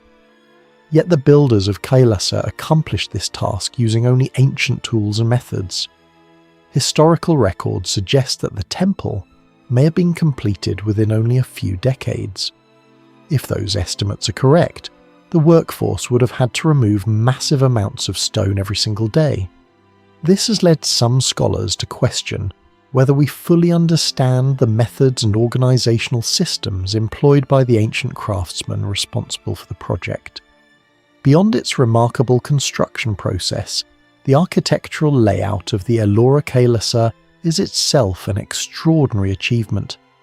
The temple complex includes a monumental central shrine dedicated to the Hindu god Shiva, surrounded by subsidiary shrines, pillared halls, gateways, courtyards, and towering sculptural facades. Massive stone elephants appear to support the base of the structure, giving the impression that the entire temple rests upon a procession of carved animals. Multi-story galleries overlook the central courtyard, and long corridors lined with pillars create a sense of rhythm and symmetry throughout the complex. What makes this arrangement even more astonishing is the fact that every column, stairway, and architectural element was carved from the same continuous rock formation. Yet perhaps the most breathtaking aspect of the Ellora Kailasa, and the feature that most clearly demonstrates the artistic brilliance of its creators, is the extraordinary quality of its sculptural decoration. The temple is covered with an immense program of carvings that transform the stone surfaces into a vast narrative landscape of myth, symbolism, and sacred storytelling. Walls, pillars, ceilings, and exterior facades are adorned with intricately detailed reliefs depicting scenes from Hindu mythology, particularly the epic traditions of the Ramayana and the Mahabharata. These carvings are not merely decorative additions to the architecture. They are fully integrated into the design of the monument, forming a seamless fusion of sculpture and structure. The precision and depth of these carvings are remarkable. Many reliefs contain multiple layers of figures arranged in dynamic compositions that convey movement, emotion, and dramatic tension. Deities, warriors, celestial beings, and mythological creatures emerge from the stone with astonishing clarity. In some scenes, the sculptors created complex overlapping figures that give the impression of depth, almost as if the stone itself were unfolding into 3 dimensions. The surfaces of the sculptures were carefully polished and shaped to capture subtle variations in light and shadow, allowing the images to appear vivid even in the dim interior spaces of the temple. One of the most famous sculptural panels within the complex depicts the mythological episode of Ravana shaking Mount Kailash. In this dramatic scene, the powerful demon king Ravana attempts to lift the sacred mountain of Shiva, causing the entire cosmic landscape to tremble. The relief captures the intensity of the moment with extraordinary skill. Ravana's muscular form strains beneath the weight of the mountain, while the divine figures above remain poised in calm authority. The composition demonstrates a deep understanding of anatomy, movement, and narrative expression. What makes this achievement even more remarkable is that the sculptors were working directly into the living rock of the mountain. Each line and contour had to be carved with precision, as mistakes could not easily be corrected. Throughout the temple complex, similar masterpieces appear in countless variations. Pillars are wrapped in ornate patterns and figures that spiral upward toward elaborately carved capitals. Walls contain vast storytelling panels in which entire mythological episodes unfold across the stone surface.